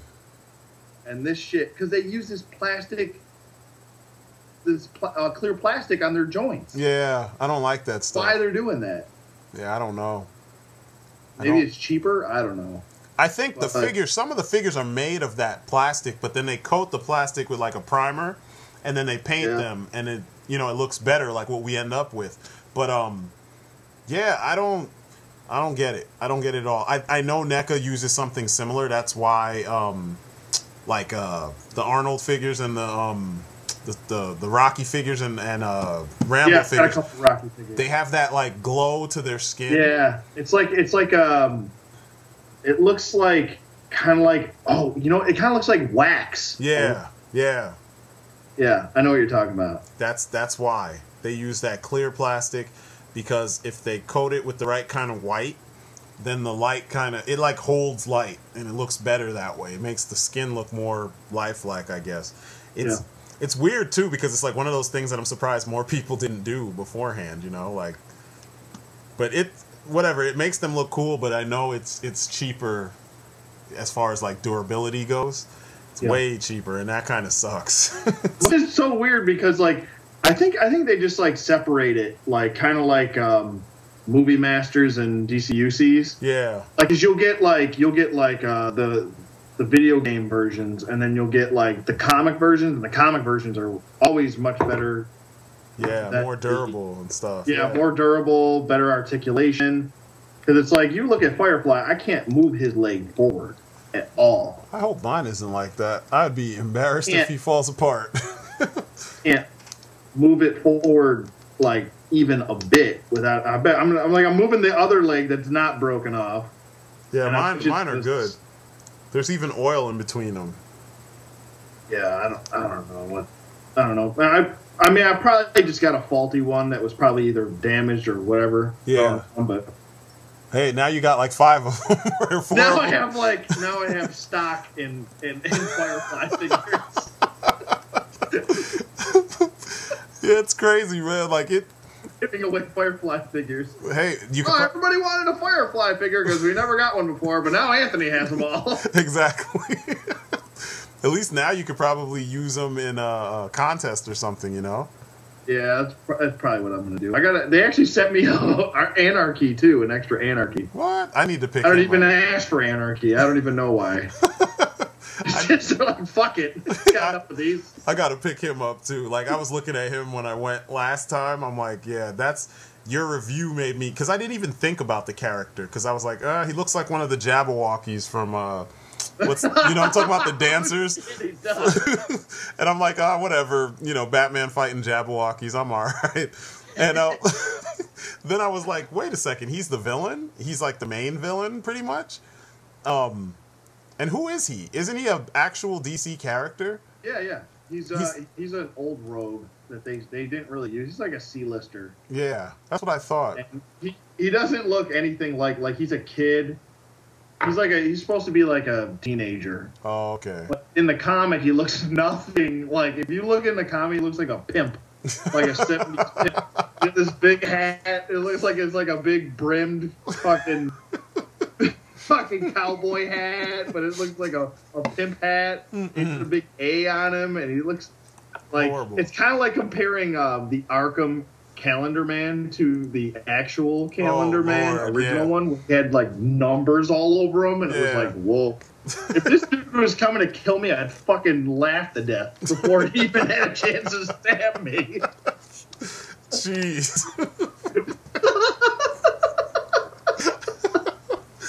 That's horrible, man. Like, it's funny because there's versions of him I remember seeing that weren't horrible, but God, yeah, he does. Yeah. He looks like a mess. Wow. It's bad. Wow. Shit. I see it. Oh my God. He looks, oh my God. That's pretty damn bad. And that's not even that long ago either. The picture that they have. Yeah. Wow, that's pretty awful. He looks like a Puritan or something. Like that's. Yeah, I don't know what that's about. It looks weird. He's got the gold mask, and I don't know. Yeah, that's pretty bad. Pimp cane and shit. The Pimp cane, that is awesome. Oh man. And then you see him on like Beware the Batman, and it's just like, what the hell is this? Man, I couldn't get into that show at all. From the theme song all the way into like Beware the Batman.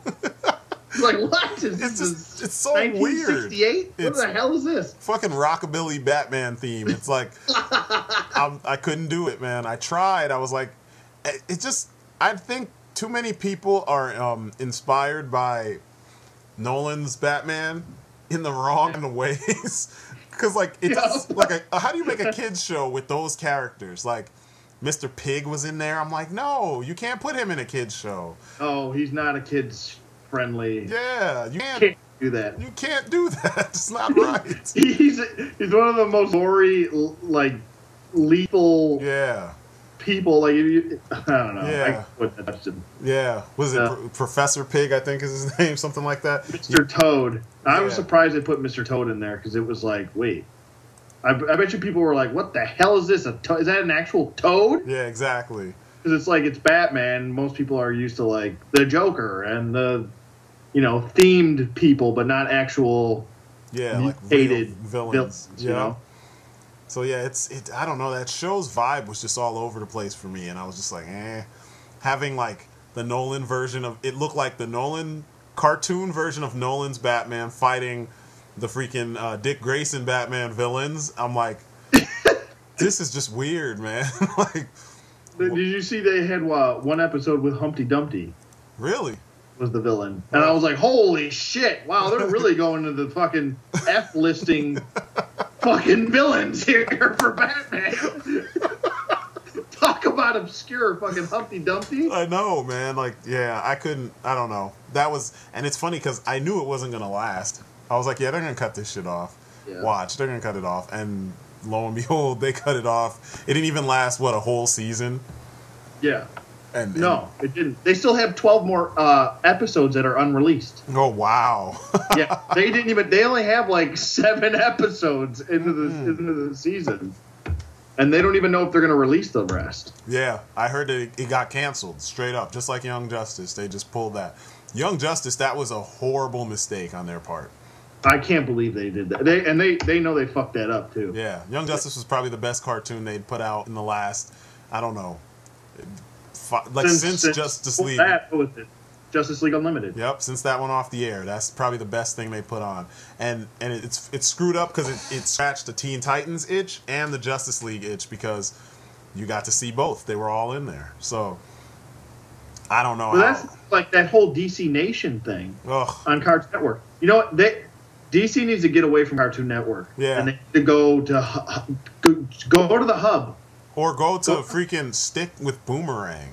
Go to Hug, go to Boomerang, go to anything else besides Cartoon Network, because all they do, Cartoon Network, is fuck shit up. Yeah, it's true. They won't air things if they don't want, if they don't like it. It's like, it's not up to you if you like it. It's up to the consumer if they like it. Mm-hmm. You know, it's like the viewers want to watch it. They want to watch it, and that was the whole thing with Young Justice. It wasn't DC's fault.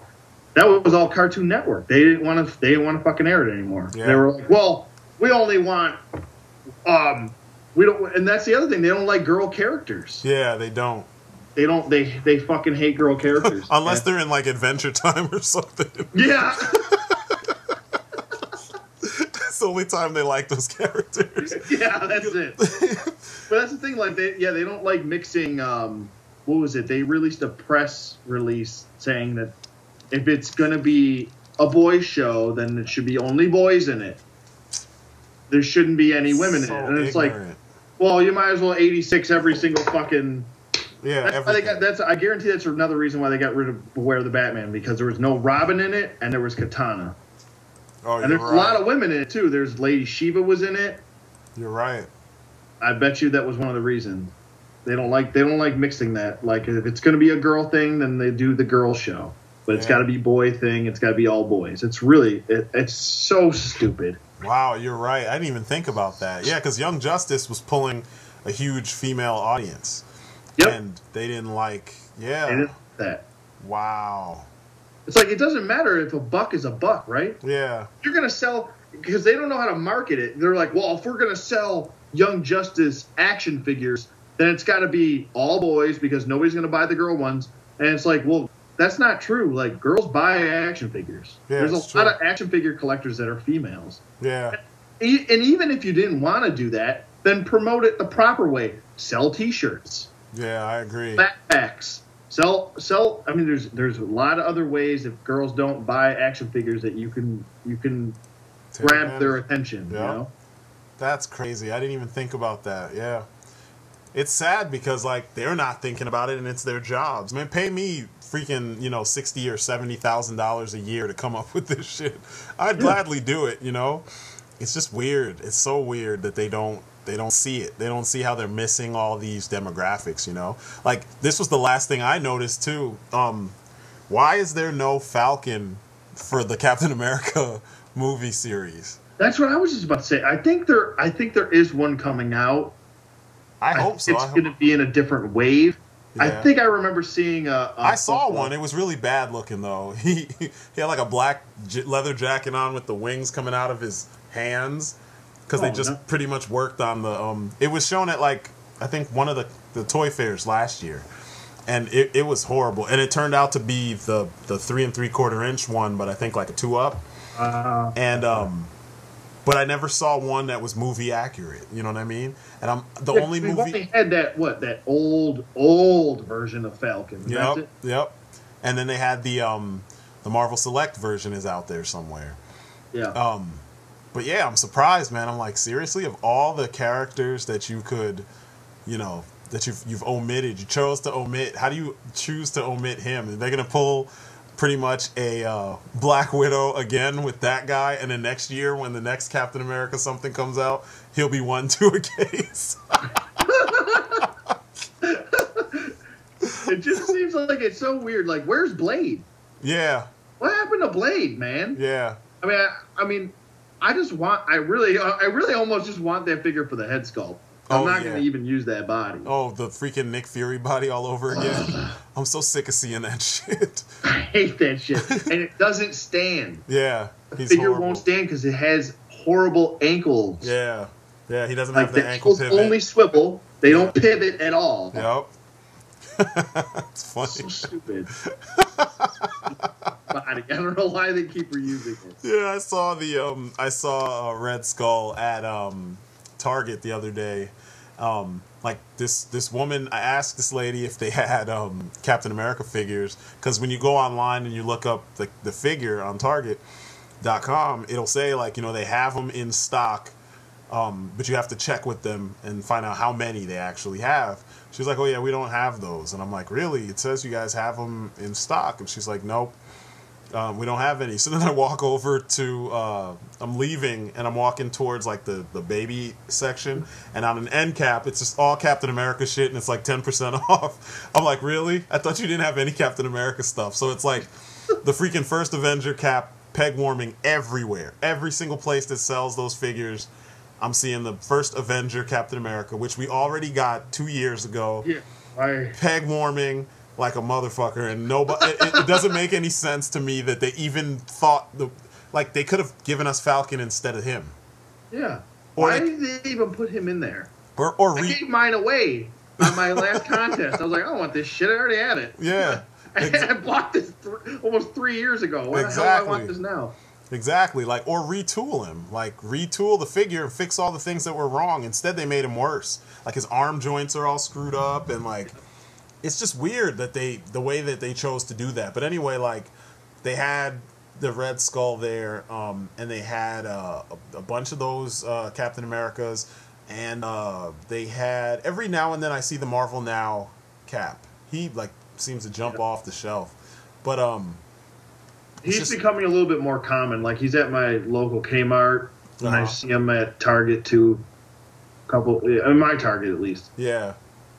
At Kmart, I don't see him ever at Kmart, which sucks. Really? Yeah, I go over there, like, sometimes on my lunch break, I'll drop by just to see what they have, and they never have the new Marvel Legends. Not even the Spider-Man series. None of them. Nothing? I'm like, are you kidding me? So weird. Yeah. And I remember them saying exclusively they were going to get them into places like, you know, Kmart's and Walgreens, and that's what they were trying to do with Marvel Legends, because Target and Toys R Us kind of backed out of selling them for a while. Yep. If you notice, they weren't there. Yeah, they were giving up on them. That's why they had to do the rebrand, because Toys R Us and Walmart were like, fuck you. Exactly. Fuck you, Marvel Legends. We don't want you anymore. You don't sell. You peg warm. Exactly. Like, no, they wouldn't peg warm if they put proper people in cases with proper numbers. Exactly. See, the conversation is cyclical. We went right back to where we started. Here we are, back where we started. That's awesome. Oh man, shit. I guess I'm huh? I don't know. I'm just talking. I was gonna say, on that note, I think I'll have to start talking to myself. I think on that note, I'm gonna stop recording and call it quits for the podcast. I'll still talk, but so you see how it works when we our minds just start drifting into all this geekdom and shit, you know?